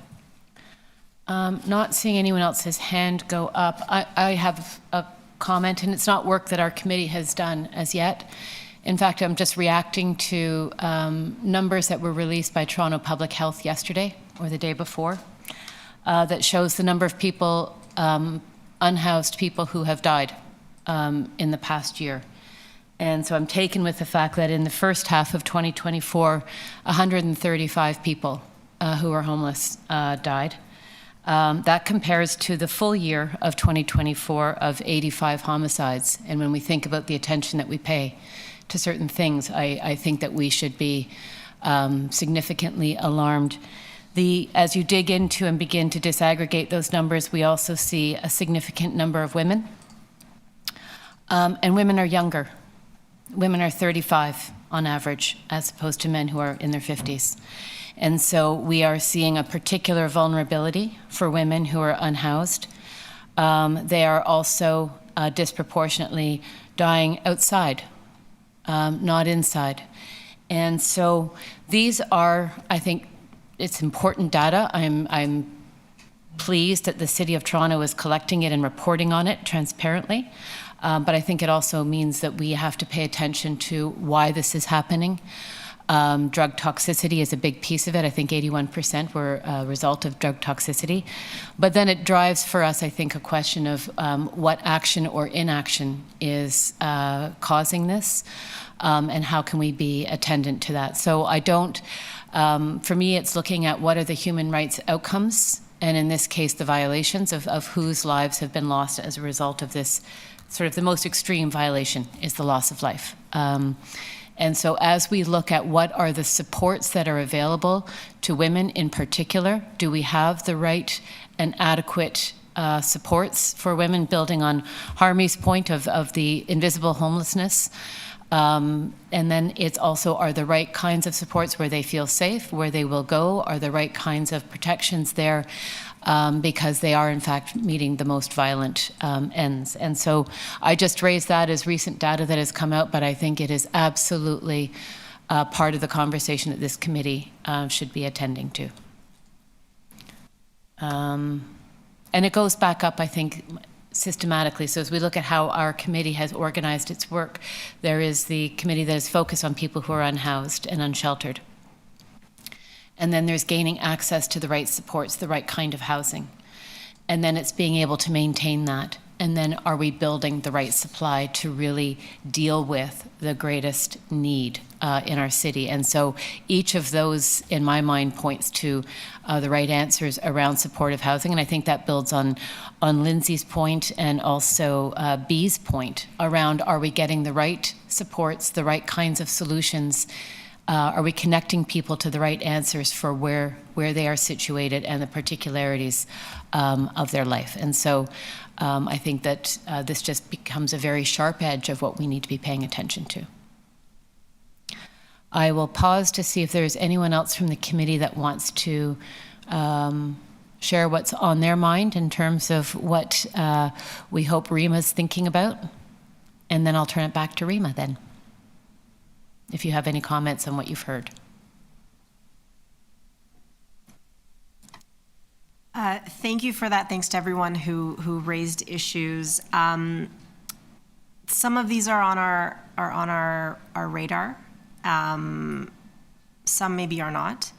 And so I thank you for raising them for us. I'm going to go back with my team and discuss what we've heard today. I think for us, the key question is, where's the entry point with the city? Where is the city working on or not working on these issues, and what role could the city be playing in working on these issues? So I think with all these issues, that's kind of the first question for us to start looking at. I think, Anne-Marie, you had a question for me, which, if I'm paraphrasing, tell me if I've got it right. You're asking, how are we ensuring that when we look at systemic issues, we are prioritizing the voices of BIPOC people? Is that, and groups? Absolutely. Okay, yeah. This sort of comes into play at different steps in the life of a file at our office, depending on what the file is. As I sort of touched on, when we're prioritizing an issue and deciding when to even look at an issue, you know, from an engagement standpoint, we start looking at who are the people who are coming to us about a topic, who are the people who we understand to be affected by it, but might not be coming to us. Sometimes, as we know, there are barriers to engagement, barriers to even wanting to participate, barriers that result in an erosion of trust in any government office, including our own. And so what we do is sort of look at creative ways to be able to bypass that, to see if members of any sort of equity-seeking group would still like to speak to us and tell us their story. When I spoke about building trust, that is something that we sort of bake into every level of engagement that we have with people, whether it's just community engagement or working with a complainant. Often, as I said, people are hesitant to come to us. They say, what can you actually do for me? What have you done for people like me in the past? Why should I even bother? Those are sort of questions that we deal with on an ad hoc basis. You know, we consider things like something as simple and practical as, you know, can people get to us? We try to meet people where they are. It's difficult sometimes coming downtown, navigating the TTC, our building, that kind of thing. We have gone to people as needed. Sometimes, especially with our systemic investigations, when we're dealing with certain communities, we want to be able to express some sort of, or not express, but to give some sort of honoraria that would sort of compensate people for their time. It's work to come to us, to give us information. We've, you know, given out gift cards to Tim Hortons, for example, to certain members of vulnerable communities who have given us evidence or have chosen to participate in our investigations. And then, you know, once we're done a report, it doesn't really end there. What we also aim to do is to connect with the communities who have really given us their stories and have trusted us with their stories, right? You can't just write a report, put it out there, talk to the media, speak to council, and that's it. You have a responsibility to come back to those communities and say, this is what you gave us, and this is what we found. This is what we're doing. This is how we're holding the city to account. And that itself will be an ongoing process as we implement, or as we monitor the city's implementation of our recommendations. And please, you know, we aim to keep the dialogue channels open so that we can get a sense of whether whatever we've implemented on the ground, is it being felt in those communities who have come to us. So those are some ways that we sort of take that approach. I hope that's... Thank you so much. That was very helpful. Thank you. So if there's nothing further, I want to say thank you to Kwame and to Rima for coming and joining us, for listening to us, and for sharing with us some of how your thinking will shape your work going forward. And we look forward to keeping that dialogue open as well, because I think it's really important as we are both working to achieve the same end, which is advancing the right to housing and the progressive realization of the right to housing at the city. So thank you to both of you. I would therefore move to receive the item, which was this presentation by Kwame and Rima. And so I need someone to, I guess I moved it, so all in favor, I need a show of hands. Thank you. Lindsay, are you there and are you in agreement? Favor. Thank you. Yes. Terrific. Opposed? None, and so carried. Thank you very much. I'm going to recommend a 5-minute recess for us to just take a brief break. We will be back at 11:15 to continue the second half of the meeting. Thank you.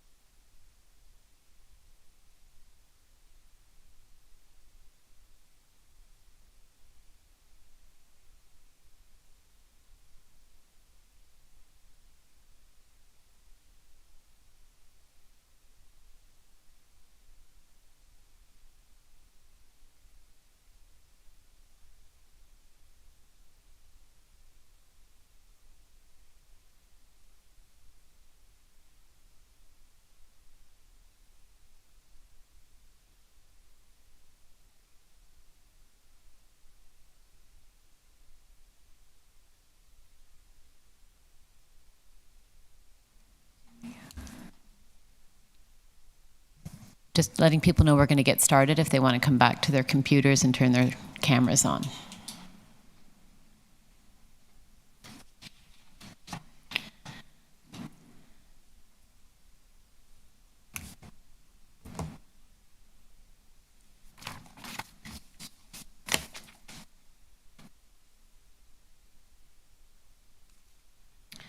Okay. Just give a couple more people a minute to come back. 2, 3, 4, 5. 2 more. I think Lindsay is there. There's Chase.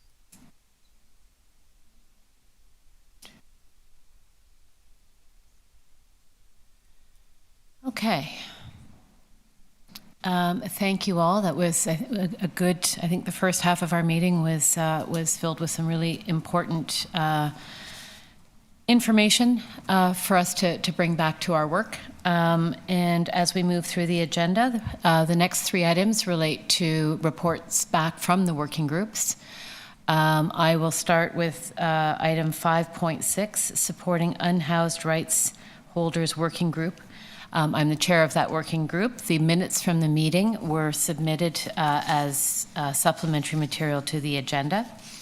I won't read the minutes per se, but in preparation for inviting the federal housing advocate, the working group did take a deep dive on some of the questions that we have around how residents in encampments are being supported and what the approaches are. I think B, did we lose? B is still there. B and Lindsay, I want to thank as co-members of that working group. Where some of the issues that they raised this morning, we also talked about in our working group. And that really looked at the gap in services around people-centered approaches to housing placement, ensuring that the needs of people are being met. And I think that both B and Lindsay raised important elements of that today, as did Marie-Josée in her presentation. Part of our discussion also looked at cultural adequacy and questions of community infrastructure. And so that was a good part of our discussion in preparation for today. One of the tasks the working group still needs to work on is setting our priorities for going forward. And so our next working group meeting will really dive into doing just that, and we will do that in light of some of what we've heard from today's meeting. I'll pause there. I don't know if either Lindsay or B, I'm not sure that B has come back yet. Lindsay, I'll just leave that open to you if you want to add anything at this point to the working group report.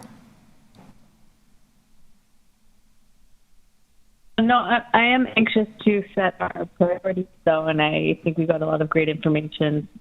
So that I'm looking forward to. And I appreciate what you had to say earlier, your last point as well. I meant to recognize that. So thank you. Thank you, Lindsay. I'll have to share. Okay. B, I don't know if you have anything to add on the report from Working Group 1. I'm not sure if you heard my earlier comments, but building on some of the comments, our conversation at the Working Group really reflected some of the comments that both you and Lindsay made in our Working Group meeting and also raised by the Federal Housing Advocate. If there's anything you want to add at this point? I just want to say, I find as a homeless, a lot of times we really don't have that kind of the right. I mean, I really don't know what to say. Like, I'm grateful that I had a place to stay temporarily at Shelter Hotel, but it's not. But what I see and what I experience, they're not really a present experience. I just hope, maybe there's some way to change the system. This is what I'm hoping that, out of the working group, that we can really make a change in policy or systemic change in the shelter system. Because to me, it's not right to do. Agency one shelter, they don't do that kind of treatment. They don't treat people like that. But I was surprised that city run shelter did that. To me, it's not right and it's not fair. Yes, we are homeless and we need a place, but yet we are not beggar. So give us some dignity. It's not we don't try hard to find a place, but I wonder, would city staff really understand how difficult it is nowadays to find a place? That day, 2 days ago, I went to see this place. Basement, 2,000. Not even no privacy at all. Open space, and people can come down. They had a treadmill in the basement, and I asked the landlord, "Would you guys come down often?" She said, "Yeah, we come down exercise, and laundry is downstairs. There's no privacy, and the washroom is this. It's like it's not like once you open everything inside is open space. Washroom outside, everything outside. And the rent is not cheap, 2,000." And the landlord can't even trust because of subsidy. They say, "No, you're on subsidy." No. Even with subsidy, you can't even find a place. The landlord don't want to rent it to me, rent it to people, because he say there's this case, one person rent a place in Oshawa, and then after a few months, that person told the city, stop the payment of, I think the payment is directly from the subsidy to the landlord, but the person called to stop the payment directly to the landlord. So landlord don't get the payment, and he cannot kick out the tenant. So he said, no, this kind of subsidy. So it's a lot of barrier, Yep. Even you got a place, they don't want to rent you. What can you do, right? And the rent is so high, you can't even pay with the subsidy. Even with subsidy, you can't even pay. So I don't know this. I think a lot of challenges that the homeless people are facing, but yet I don't think city staff know how difficult is that. I that's what my hope with this working group is, to try to bring a policy and systemic change, systemic change our shelter. Thank you. Thank you, B. I think you're raising so many important issues in terms of finding solutions, and so that will inform our conversation at the working group going forward. Thank you. Are there any questions from the rest of the committee to the working group? Yes, Joy. I can't remember whether it was our first or second meeting of HRAC, but we had a series of speakers actually from an organization whose name escapes me, but it's a coalition of unhoused people. These are all people with lived experience. And I didn't know whether the committee had made, contact with them. They could be a pool of people who actually have given a lot of thought to some of the issues that you're working on. Thank you, Joy. You're right. It was a number of residents I think from a shelter in Scarborough who came and deputed at either our first or our second meeting. We haven't been in touch. There's some structural questions we have about being able to invite to working groups non-committee members. But I think you're raising an important point, which is follow-up on people who have deputed to this committee. And I think we can put that on the agenda of the working group going forward, and just thinking about how we want to close that circle or continue that dialogue. So I appreciate you raising that. Thank you.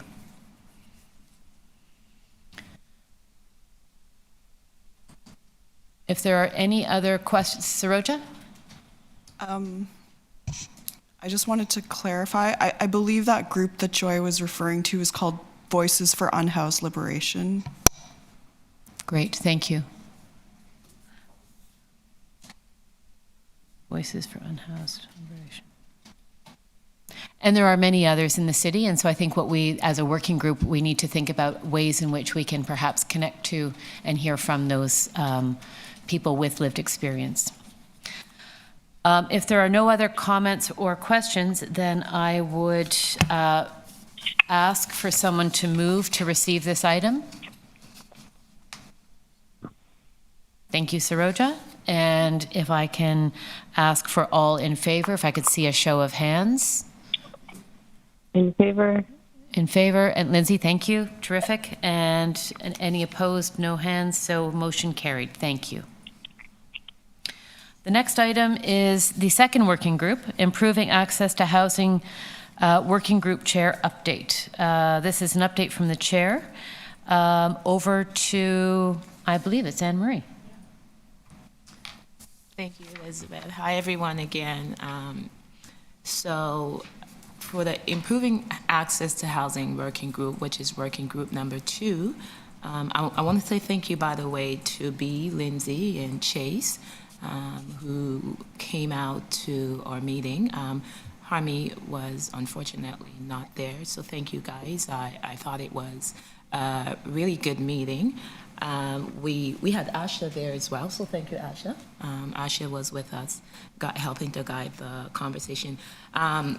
For this working group, our focus is on improving housing accessibility, focusing on transparency and accessibility in considerations around the city's affordable rental homes program.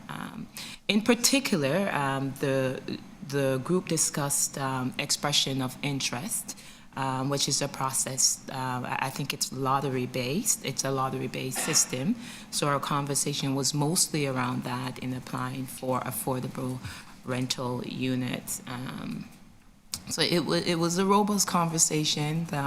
I really enjoyed the conversation because people really add that personal touch to it and their passion to see the work from the city end, but also just individually how we just incorporate our passion towards making sure that the rights to housing is realized in this space as well.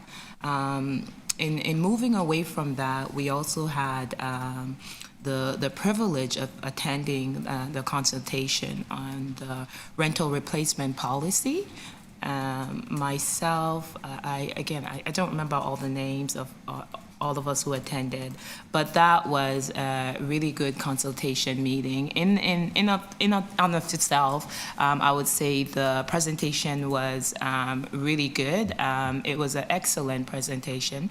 I believe the speaker was from City Planning, who provided us with updates on the rental replacement policy. And that meeting, if I remember correctly, it took place on January the 8th. And some of the conversations, some points out of that conversations were, and we talk about how the tenant protection policy should expand to protect tenants whose landlords sell new houses and resulting in tenants displacement. I think another point that came up from that was what tenants assistant looked like. There was also the argument around what is required in terms of replacement rental housing, and also what does the process look like at the end of the day. So I'm happy to hear that the city is listening to tenants, so that's a very good thing for us. Exciting to hear that it's a huge step in the right direction. So I wanted to bring that across to this meeting. Some other things that were shared, and we didn't get too deep. We didn't deep dive too much in it. I think we shared some stuff around affordable rental homes right here in the city of Toronto. We talked a little bit about the centralized access for affordable rental housing. Those were documents that were shared. The Housing Toronto Action Plan, which is the 2022 to 2023 annual progress update. We went a little bit into that. An amendment to integrate a centralized affordable rental housing access system more into an existing web-based system. So those were some documents that were shared. As it relates to human rights-based analysis, the focus was again on affordable rental homes program per se. And there were two key issues that were discussed as they relate to housing accessibility. And one of them, of course, serves the criteria for housing adequacy. So the first one I did mention earlier was the EOI, which is the expression of interest, the process, like I said before, for affordable rental homes. And we deep dive a little bit into it, just for the sake of time. I'm not going to go through all of it, but I think we touched base on the process that raises accessibility concerns and that can have a disparate impact on newcomers, rights holders with disabilities, rights holders who are elderly, and also have limited access to technology. That was one thing that came up. But also expression of interest as it aligned with the rights-based approach to those who are in the greatest housing need, who are not prioritized. We talk about that at some point today, whether it be BIPOC people, and in selection and allocation of how these units are allocated to people who are really in need. We also talk about pathways to nonprofit rent-to-geared income, RGI housing. And for example, many city-run housing programs are not widely known as accessible as we might think to those who are in huge housing need. For example, housing workers are often focused solely on RGI housing or community housing, for that matter of fact, which have a very long wait list. We know that the waiting list for housing is like so high, like I don't know how we're going to fix that problem, but we're here to do that, rather than city-run programs. So those are some points we talk about in respect to that. There are some key priorities that we didn't get a chance to touch base on. So we're hoping we tabled that for the next meeting. And we also have some next steps that we've discussed. So working group, we want to consider as a group to invite city staff responsible for the integration of affordable rental units into the centralized access system to be present at one of our future HRAP meeting. So that was one consideration that came out of our meeting. Another one was to prepare questions to staff ahead of the proposed presentation with a focus on accessibility and transparency, having considerations around that within a centralized access system, and having a tenant selection process for affordable rental units be considered into that as well.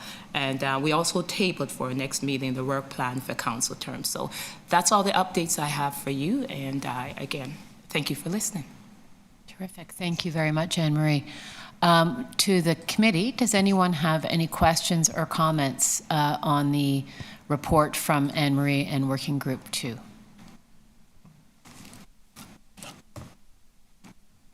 You answered all the questions, Anne-Marie. Oh, good student. So then, if there's nothing further to add to that, I would move to receive this report. Can I see a show of hands for approval? Thank you. Thank you, Joy. And Lindsay? Yep. Thank you very much. Any opposed? Seeing none, carried. Thank you very much to the working group and Anne-Marie for the report out. And just a thank you also. The staff have been terrific in helping us get through our working group meetings and capturing all the work. So Meredith and Asha, thank you very much. And that brings us to working group number 3. This is the Maintaining Housing Working Group. We have an update from the chair, Saroja, so I will pass it to you now. All right. Sorry about that. There we go. Hi, I'm Saroja. I'm the chair of the Maintaining Housing Working Group. I'd like to clarify that when we talk about maintaining housing, we're specifically talking about deeply affordable and affordable housing specifically. So we did have a planning session to determine our key priorities for the rest of the term. They're subject to change and adaptation. Joy and Nicole were part of that, contributing to that conversation. Thank you so much for being there. We also had support from Asha and Meredith as well. So we were in agreement that we have a few priorities we'd like to work on, or priority areas related to maintaining affordable housing. And the 4 are, just continuous involvement in the rental replacement consultations.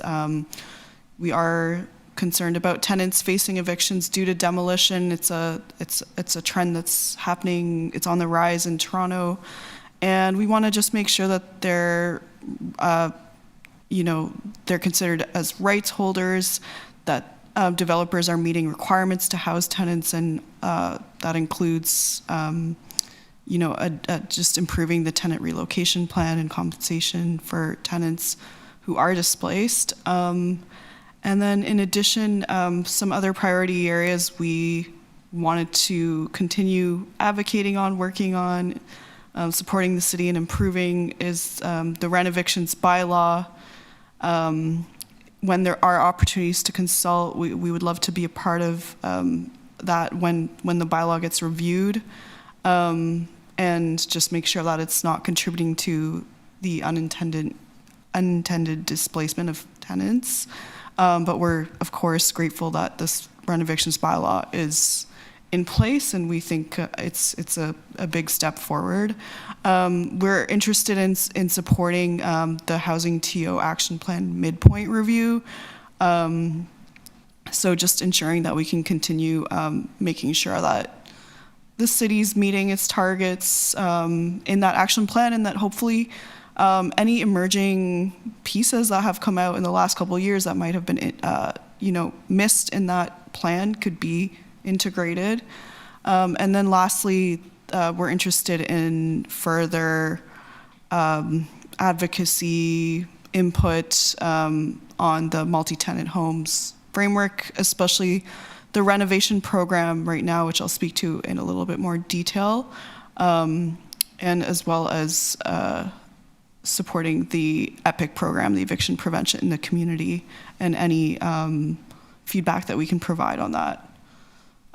So actually, as an action item that came out of our meeting, because it was a time-sensitive one, we know that the city budget is going to be voted on, the final city budget is going to be voted on February 11th, and we took this as an opportunity to ensure that we could get some of our priorities heard by City Council and at least voice them on paper. So we worked on a collective letter on behalf of this whole committee. So we're understanding that not everyone got to include their voice in that. So we really want to give a chance today for anyone on the committee to provide feedback on that letter. It was sent by the clerk. I'm not sure if everyone had a chance to look at it. I can highlight a few key points from the letter if that's helpful. I don't know if it makes sense to bring it up on the screen, but I just want to make sure that everyone's in agreement that we can submit this letter together as a group. So, and I did want to note, this is not an exhaustive list of all the housing items that we could focus on. And so there are gaps, like we're not, we haven't covered all the pillars of the Housing Rights Advisory Committee, but we did highlight some urgent priorities that we want City Council to take note of for this year's budget. So we're really pleased to see some really amazing progress when it comes to new and enhanced funding for maintaining our deeply affordable and affordable housing stock and protections for renters. So that includes operating subsidies for Toronto Community Housing and Toronto Seniors Housing Corporation. We did see new funding just come in through the mayor's budget for the Toronto Tenant Support Program, the multi-unit residential acquisition program, MIRA, the rental renovation license program, and Rent Safe TO. And we also did see some progress on addressing Toronto's homeless crisis, which includes increased funding for the encampment office, mental health and wellness supports for shelter staff, increased drop-in hours during the winter outreach on the TTC for people experiencing homelessness, and building new shelter sites from the capital program. So those are all great. Nevertheless, we do think there are specific areas that could be better supported by the 2025 city budget. We noticed that the multi-tenant renovation program is receiving $3 million in 2025 and $2 million between 2026 and 2029. So that's $2 million per year. So We would love to see an increase to that program so that it reaches $3 million per year up until 2029. And I mean, it would be great to even have a yearly increase, but this is the minimum we can ask for right now. We do think this program is a positive step in ensuring that these homes are safe to live in. But we are concerned, and we've talked about this in previous meetings, that landlords who will not be able to cover the full cost of renovations will choose to sell their homes or to stop renting them out. And so, yeah, we know what the results could be if vulnerable tenants are faced with evictions, whether they're formal or informal, and this could lead to them being in further precarious situations and also enter homelessness.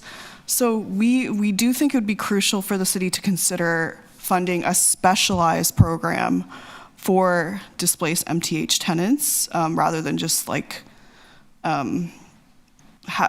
directing them to the multiple programs that exist already, because there's unique issues that when it comes to MTH tenants that we need to consider. And the letter suggests a number of specific pieces that we think the renovation program could include.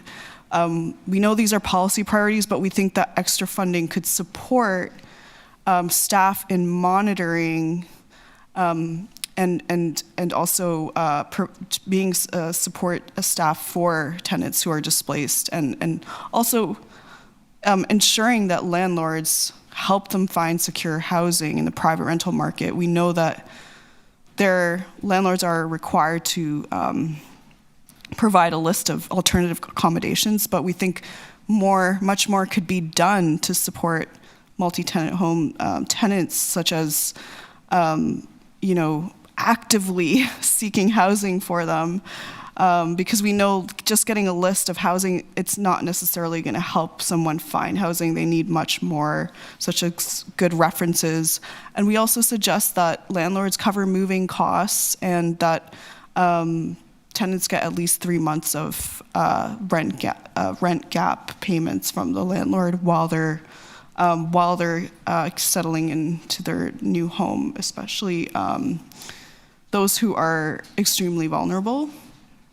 And yeah, if you wanted to know more about that, please read the letter when you can.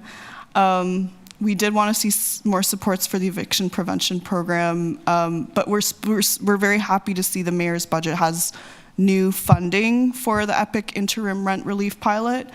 And that pilot is to support lower income households facing eviction who require temporary rental assistance to sustain their existing housing for the long term.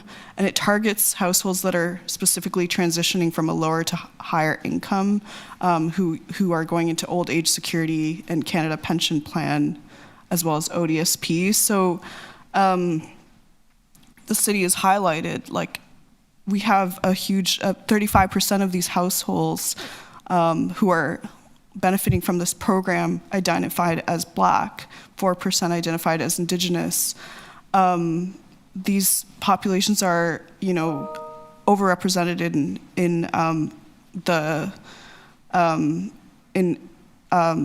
these populations experience housing precarity at an unprecedented rate, and we want to make sure that this program can also see an increased budget so that it could support double the amount of households in 2025.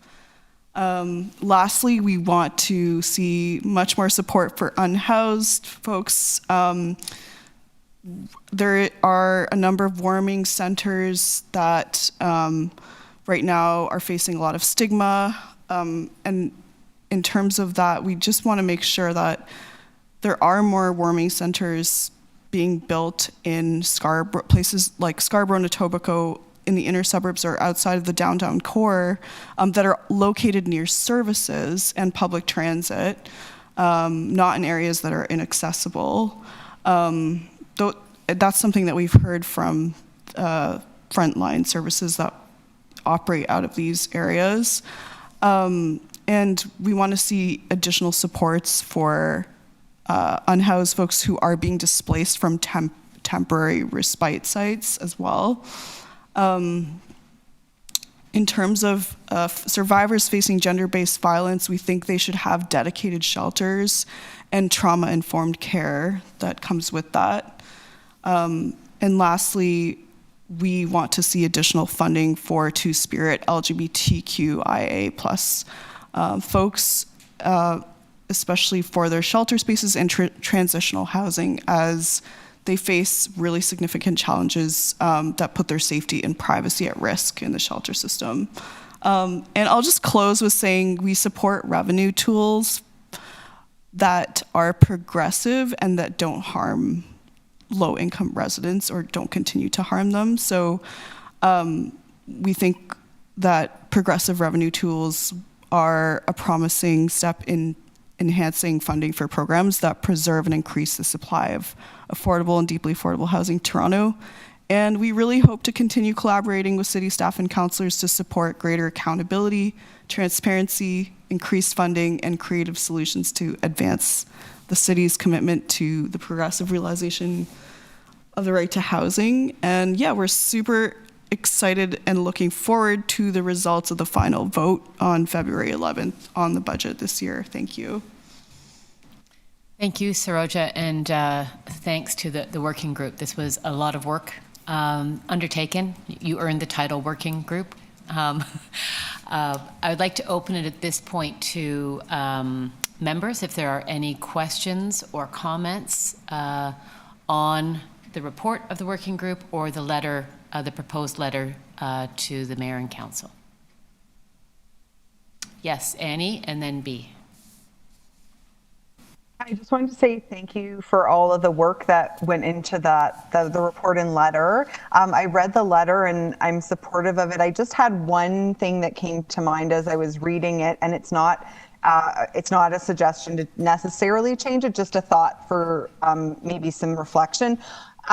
There was a section that spoke about sort of obligations on, I think, the providers of multi-tenant rooming houses and what they might do to support renters. And knowing that sometimes multi-tenant rooming house providers are not necessarily the most resourced landlords, I wondered if there might be other sort of, we don't want to say there's less support for the displaced renters, but I wonder if there's other avenues that we could ask for that support to come from, other than necessarily so much on the landlords. That was just one comment that I had, but otherwise very supportive, and thank you.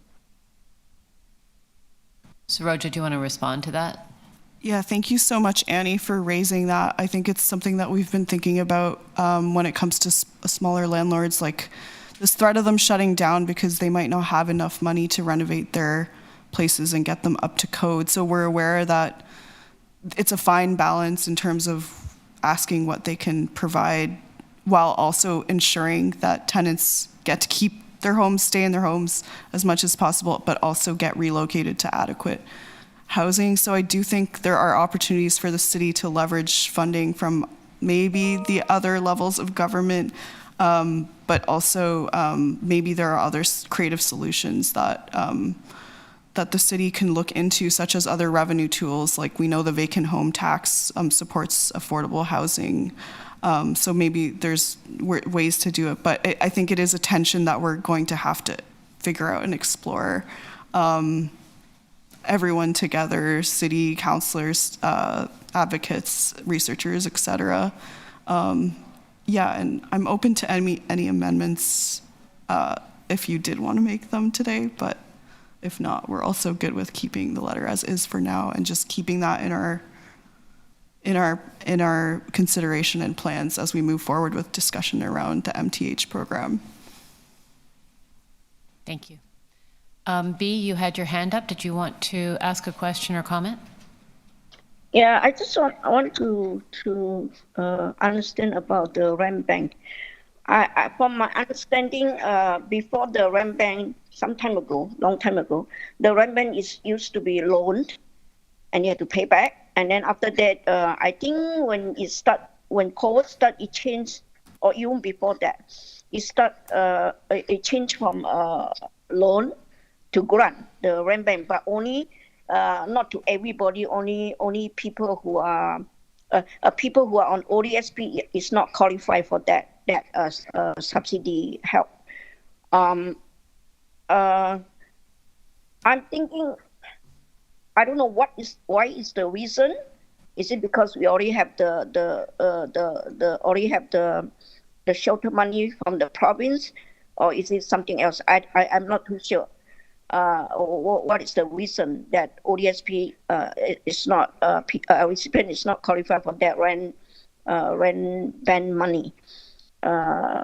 Because I'm thinking, right, most of the ODSP recipients are on a rooming house, and then the rent, I mean, now it's expensive, but before it's like, not that expensive.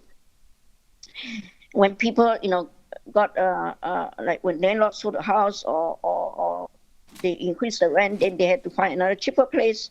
That rent bank grant will help, those ODSP recipients and not go into homeless. We have, a few couple bucks more to help them, get that help, subsidy help. But so I really would like to know, why ODSP recipient is not qualified for that grant.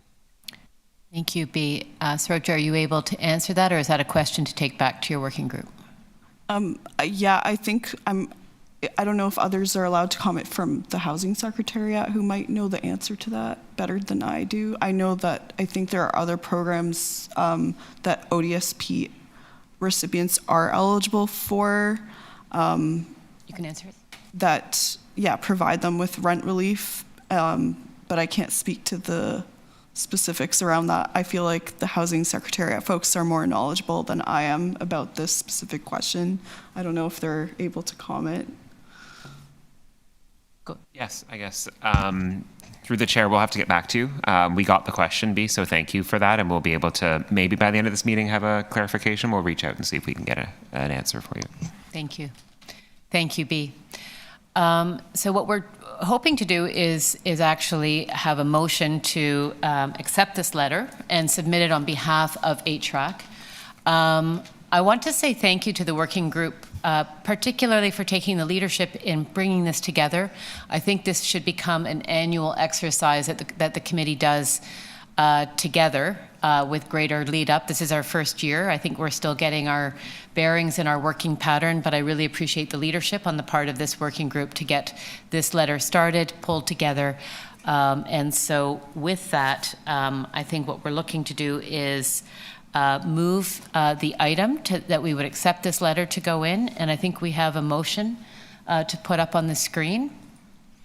And the motion is that the Housing Rights Advisory Committee request the chair of the Housing Rights Advisory Committee to submit the letter from the Housing Rights Advisory Committee on item HS 5.8, maintaining Housing Working Group Chair update to the Special City Council meeting on the Mayor's proposed 2025 capital and operating budgets. So, in short, that I will forward the letter to the Mayor for consideration in advance of the budget. That is the motion. Can I have someone to please move the motion? I'm not going to move it because I'm going to be the one submitting the letter. Maybe it should. Thank you, Anne-Marie, for moving it. With that, can I see a show of hands for all in favor? Joy, can I see your screen? Maybe Joy has stepped out for a second. Lindsay, are you in favor? In favor. Thank you. Given the fact that Joy worked on the letter, I think we're good. I can get her vote when she comes back. What's the official word? I think we're good. Okay. Motion carried. Special thanks to that working group. We have 4 working groups. Unfortunately, working group 4 did not convene between the last committee meeting and this one. And we will take a look at the working group structure to see if there's a potential merger between a couple of working groups, because it might be that 4 is more than we're able to handle as a small committee. So we will be coming back to the next meeting with some consideration of that. With that, that brings us to the last item of our agenda for today. And that item is an update on the supportive housing evaluation. I'm pleased to introduce Matt Hilder, who will be giving us a presentation. He is a manager at the Housing Secretariat, and he's going to give us a presentation on an upcoming evaluation of supportive housing programs in Toronto. Over to Matt, and it looks like Meredith as well. You're there for support, that's good. Over to you, yes?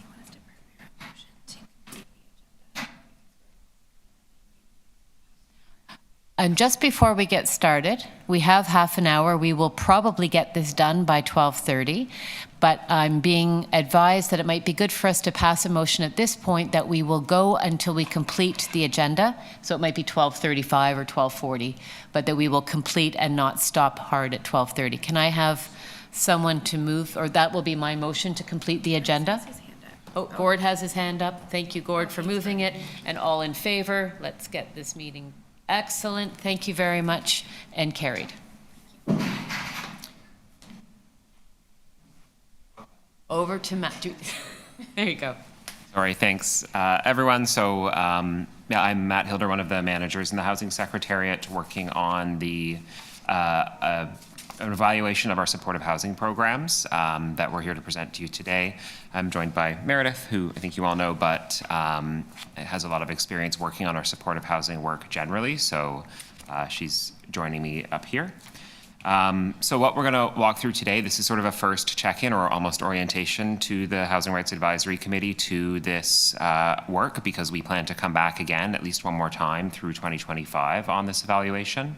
So I'll just walk through as part of this presentation, a bit more detailed background on supportive housing and how it fits within our Housing TO action plan, how we define and approach supportive housing, before getting into the evaluation project itself, and then we'll be happy to take questions from the committee. So you've obviously been regaled with the Housing TO Action Plan many times here at this committee, but one of the key planks of the Housing TO Action Plan is a human rights-based approach, which, as we know with this committee, means a focus on providing resources and supports to individuals whose rights are furthest from being realized. And so one really critical priority for us in this 10-year Housing Action Plan is the creation of new supportive housing. Particularly to address the ongoing crisis of homelessness in the City of Toronto. So we have a target of 18,000 supportive homes being approved in this 10-year action plan by 2030. And this complements a range of other targets within the Housing Action Plan related to affordable rental housing and other types of housing. So what is supportive housing?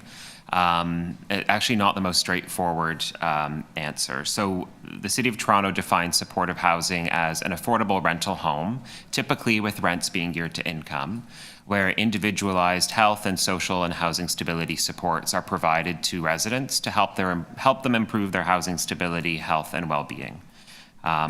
On this graphic, you'll see on the right-hand side a bit of a graphic or image of some of the different kinds of support services that are provided to residents of supportive housing, but I think important to note they're really tailored based on the needs, strengths, and goals of an individual resident of supportive housing. As I mentioned, in most cases, the rents in supportive housing are geared to income, so no more than 30% of the household's income. And I think importantly, in addition to providing all of these services and maybe others listed here, is that supportive housing is based on tenant choice. So tenants of supportive housing are tenants and renters as any other renter or tenant in the city, and they have the same rights and obligations as other renters do. And our supportive housing programs in the city are prioritized for individuals who are experiencing homelessness, particularly chronic homelessness. Within that broad definition, there's a lot of different models or ways that supportive housing works. And I won't go through all of the details here because you'll have the materials. But at a high level, there are certainly within supportive housing, a variety of different levels of support and types of support that are provided to residents. This could be particular types of services or programs that are tailored to their needs, or a higher level of intensity of staff support, depending on the needs of clients or residents in the supportive housing program. And those supports can be permanent or long-term or transitional in nature. There's also various configurations or ways that supportive housing is provided. So in some cases, you'll have a building that is 100% supportive housing with dedicated permanent support staff on site. But you may also have clusters of units within a larger building that receive supports, or even supported units or tenants who are scattered across many units, sometimes across many buildings. So it comes in a lot of different configurations. And then within that, there's also different sizes of programs. So some programs are quite small, and some may range larger, over 70, 80 units. This is really just to illustrate the variety of supportive housing programs and models that are out there as a context to the evaluation that we'll be undertaking. I think it's also important to situate the supportive housing system in Toronto within the intergovernmental context. So supportive housing in Ontario involves a range of federal, provincial, municipal, and community partners. And importantly, historically, it has been a provincial responsibility, and to a large degree continues to be a provincial responsibility. However, in response to the COVID-19 pandemic and the adoption of the Housing TO Action Plan, the city has really taken a growing and leading role in expanding and strengthening the supportive housing system in Toronto. On the right-hand side, there's just a summary of some of the key policy, program, legislative functions of the different orders of government. At the federal level, I really would call out a couple of things. One, that they set the kind of national policy framework, which has, through provinces and municipalities, trickled down to requiring programs like the Coordinated Access Program, which we'll share a bit more information about. So they set a broader policy framework, and they've also launched some really important programs in previous years, such as the Federal Rapid Housing Initiative that's provided hundreds of millions of dollars in funding to the City of Toronto to build new supportive homes. Provincially, there's several ministries that are involved in directly funding supportive housing, including the Ministry of Municipal Affairs and Housing, Health and Long-Term Care, and Children, Community and Social Services. And of course, the province is also responsible for the sort of legislative framework around social and affordable housing, landlord and tenant rights, as well as the primary healthcare and mental health care systems, which are really vital components of an effective supportive housing system. And then at our local level here in Toronto, the city is obviously the service manager, both for the affordable and social housing system, as well as for the homelessness system. So as you know, we operate the largest shelter system in Canada. We also implement the coordinated access system that is a requirement of federal and provincial policy and funding, and deliver a number of other federal and city programs and take local initiatives to respond to the need for supportive housing within our jurisdiction.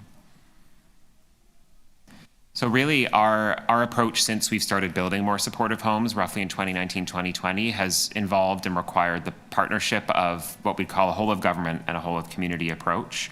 And really where we've been successful, we've layered, I think, 5 or 6 different key ingredients to be able to build more supportive homes. One of those has been federal capital funding. So I mentioned the Rapid Housing Initiative. That's really been a key ingredient to building more supportive housing. A second is the operating funding for support services themselves. Given this is historically a provincial responsibility, we have been able to secure commitments from the province for operating funding for those wraparound support services on a 3-year term, I believe beginning in 2023. So that's a key ingredient to making these supportive housing programs successful. In many cases, we are taking advantage of city land, our own capital funding, our own financial incentives, and in some cases, a more direct role in the delivery of supportive housing projects. An example is some of our public developer sites, which have recently broken ground. We also work a lot with our nonprofit and Indigenous partners, both in terms of supporting their delivery of homes themselves through flowing capital funding to them, but also working with them as the long-term operators and providers of the housing and the support services. So they're a really key component of the model that's worked. And then we also do a lot of work with community-based health and support service and social service providers. A great example of that is the project at 90 Dunn, which is a partnership with University Health Network to provide enhanced health supports to residents through a social medicine initiative model. One slide with a bit more information on how we've gone about creating those new supportive homes. There's a number of different strategies to actually build or create new supportive housing opportunities that we've taken advantage of. New modular construction on city-owned land is one that I think everyone at this point would be familiar with, and the image on the slide is from one of the first modular housing projects to be completed. We also acquire and convert non-residential properties in some cases to create new supportive homes. In some cases, we leverage existing supply within Toronto Community and Toronto Seniors Housing Corporation and layer on support services to those units. Or, as I mentioned, we fund our nonprofit and Indigenous partners to deliver new supportive homes. And on the right-hand side, a bit of a summary of some of the progress through these various programs. We've approved or are creating almost 4,000 new supportive housing opportunities through these strategies. So over 1,000 new homes have been built and occupied. Another 750 are in various stages of development. And then through a program called the Rapid Rehousing Initiative, which layers support services onto vacant TCHC and TSHC units, we've been able to create over 2,100 supportive housing opportunities there. I'm not going to read through all of this slide, but I think a really important component of our supportive housing strategy is that we implement a coordinated access system. This is managed by a team in Toronto Shelter and Support Services, which is really about ensuring we're taking a consistent, equitable, and fair approach system-wide to enabling residents in our shelter system or overnight services to access supportive housing opportunities in a way that's fair and is based on consistent criteria, prioritizing those who have, in some cases, the most chronic experiences of homelessness, and also using standardized assessment tools to match residents in our shelter system with the right kind of supportive housing opportunities. So the evaluation, now that we've done quite a bit of background, is really focused on a few things. Since we've taken a more enhanced role in creating new supportive housing, this is really a good opportunity for us to take a bit of stock of where we've been progressing well, how we can continue to improve, how these programs are performing. And this was also an evaluation that was directed by Council in 2023 through a Council motion. So we have procured through a competitive process that was undertaken in the latter half of last year, Blueprint, which is a Toronto-based nonprofit organization. They bring a lot of experience in the area of housing and homelessness and social services and working with equity deserving groups. And so they met a lot of our criteria and our priorities in terms of through that evaluation process. And the evaluation is going to focus on looking at these different main types of supportive housing programs, namely building new permanent fixed supportive housing sites and the Rapid Rehousing Initiative that I mentioned. To determine a few things that I'll get to on the next slide, but I think in the approach they're taking, we really, and we'll be looking for the advice of this committee, around centering a human rights-based approach to that evaluation and really taking a trauma-informed and culturally responsive approach to any engagement that we plan to undertake, which will be an important part of informing the evaluation, engaging with individuals with lived experience of being in supportive housing, different types of supportive housing, in communities around supportive housing, and with service providers and staff as well. So the key objectives of the evaluation, there's sort of three broad themes. Firstly, evaluating the effectiveness and adequacy of the supportive housing programs with a real focus on tenant outcomes. So we're really interested in creating a consolidated view across these different types of programs as to how they're doing in terms of tenants' housing stability, first and foremost, because our first priority in supportive housing is to help people stay housed and prevent returns to homelessness, but also assessing how programs are doing in terms of supporting tenant health, mental health, and well-being, and whether they're matched with the right level of support on site, recognizing that people's support needs do change over time. We're also interested in the relationship between supportive housing programs and local communities. And this includes relationships between supportive housing programs and community services and how well those programs are integrating and taking advantage of other services that are in the neighborhood. And we're really also looking for actions and strategies to strengthen supportive housing programs and grow and strengthen the supportive housing system in the city, which inevitably will, I think, lead to some recommendations for all orders of government. But we wanted to make sure that the evaluation takes into consideration some thoughts and advice on what we can do to continue to work towards our target of 18,000 supportive homes.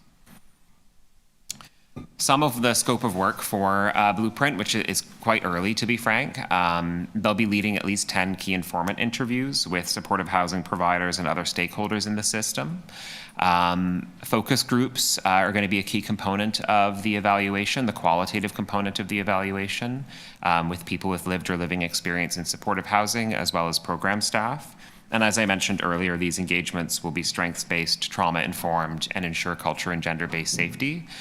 Blueprint gave significant thought to this in their proposal, and it reflects some of their experience from prior work, including with the city, working with youth experiencing homelessness, women fleeing gender-based violence, and with Indigenous communities. So this will be an important part of our work going forward, but also understand this is something that this committee will also be particularly interested in providing advice and feedback on. And lastly, just our timelines, and then I can wrap up and take any questions. We just launched this sort of very, very recently, so we wanted to take this opportunity here in February to come to the first meeting of the Housing Rights Advisory Committee and provide an overview of what to expect before we go into some data collection and community engagement in the spring, and anticipate coming back in June for a second consultation that'll likely be much more robust. We'll bring Blueprint with us to that engagement. They've been advised that coming to this group at least twice will be important. To start talking about any preliminary findings we have at that point, draft recommendations, etc. So with that, I'll kind of close the presentation and turn it back to you, Elizabeth. Thank you very much, Matt. There's a lot there. This is obviously a really important part of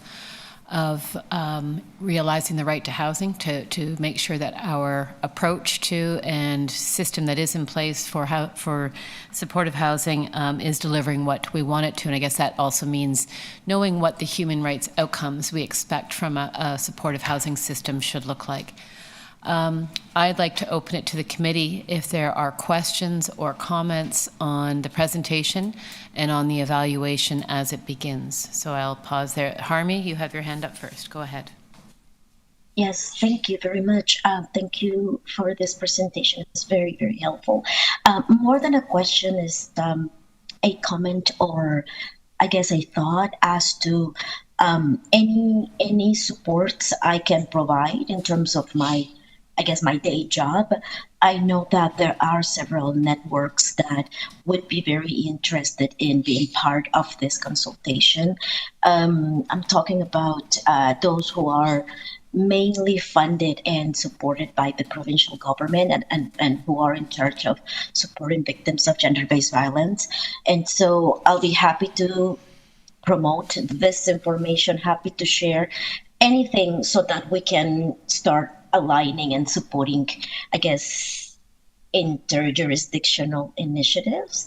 And similarly, with any of the other city co-chair or city-led groups that are or have some sort of overlap in the context of the work that you're doing under the Housing Secretariat.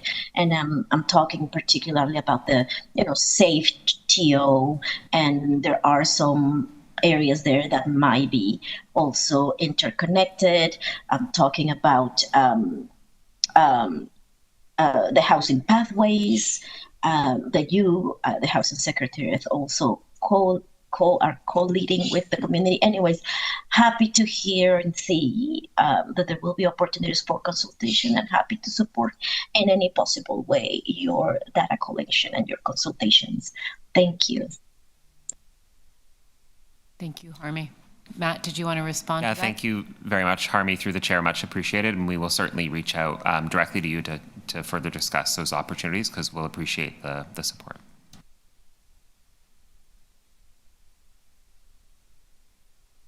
I'm looking around the committee to see if anyone has questions. I have a couple of questions and comments. Evaluating supportive housing, which part of it are we talking about? And so I think I appreciate that it's just beginning, but setting out what are the human rights indicators that this will look at. It says a few times that you'll be taking a human rights-based approach, and I appreciate that, and I appreciate the identification of consulting with and engaging people with lived experience. Participation is one element of a human rights-based approach. There's also looking at questions of accountability, taking a lens on non-discrimination, empowerment of people using the system, the legal framework. That panel approach, I think, would be useful to explicitly apply to as you think through what the questions are and what are the outcomes that we're looking for.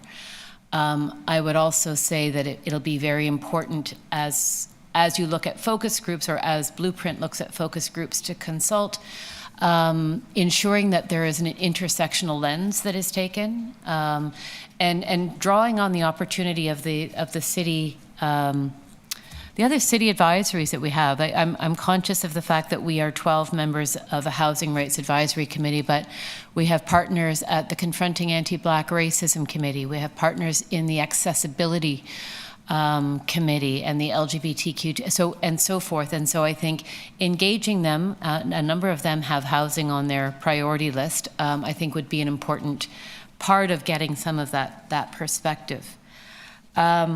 In terms of the scope and objectives, again, I appreciate that this is something that you will do with the evaluator to get greater clarity on that.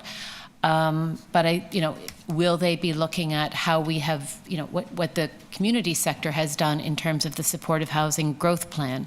And how does that look at what the city has been able to support and evaluating the extent to which that is working together? And so there's the supply question, and then also how is the operations? And so I appreciate the nod to the intake system and ensuring that that is working as effectively as possible. So those are some of my, as I was going through it, just flags in my mind. And I can't offer you a list of human rights outcomes in this moment, but it would, I would encourage Blueprint or the Secretariat to engage with human rights experts through the process, so that I realize we'll see the results of the evaluation in June, but what questions we ask and what outcomes we're looking for will really define how helpful the evaluation is. And so encourage you to take advantage of the expertise either around this table or more broadly in the city.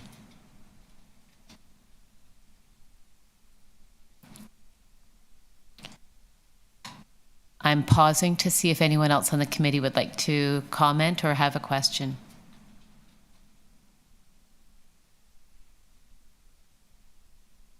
Well, there we go.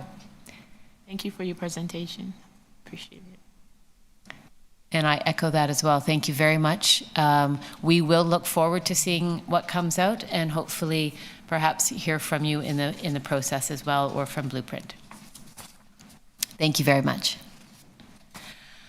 And with that, we did not need to have a motion to extend the meeting or to go to the agenda end, because we finished ahead of time. I want to say a special sorry? Oh, we have to receive this. I'm sorry. Thank you. So can I please have a motion to receive this report from the, thank you, Gord.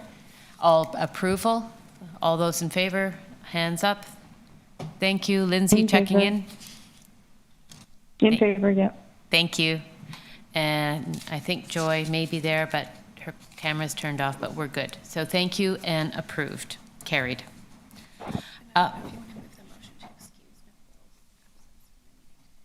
right, I will also move a motion to excuse absentees.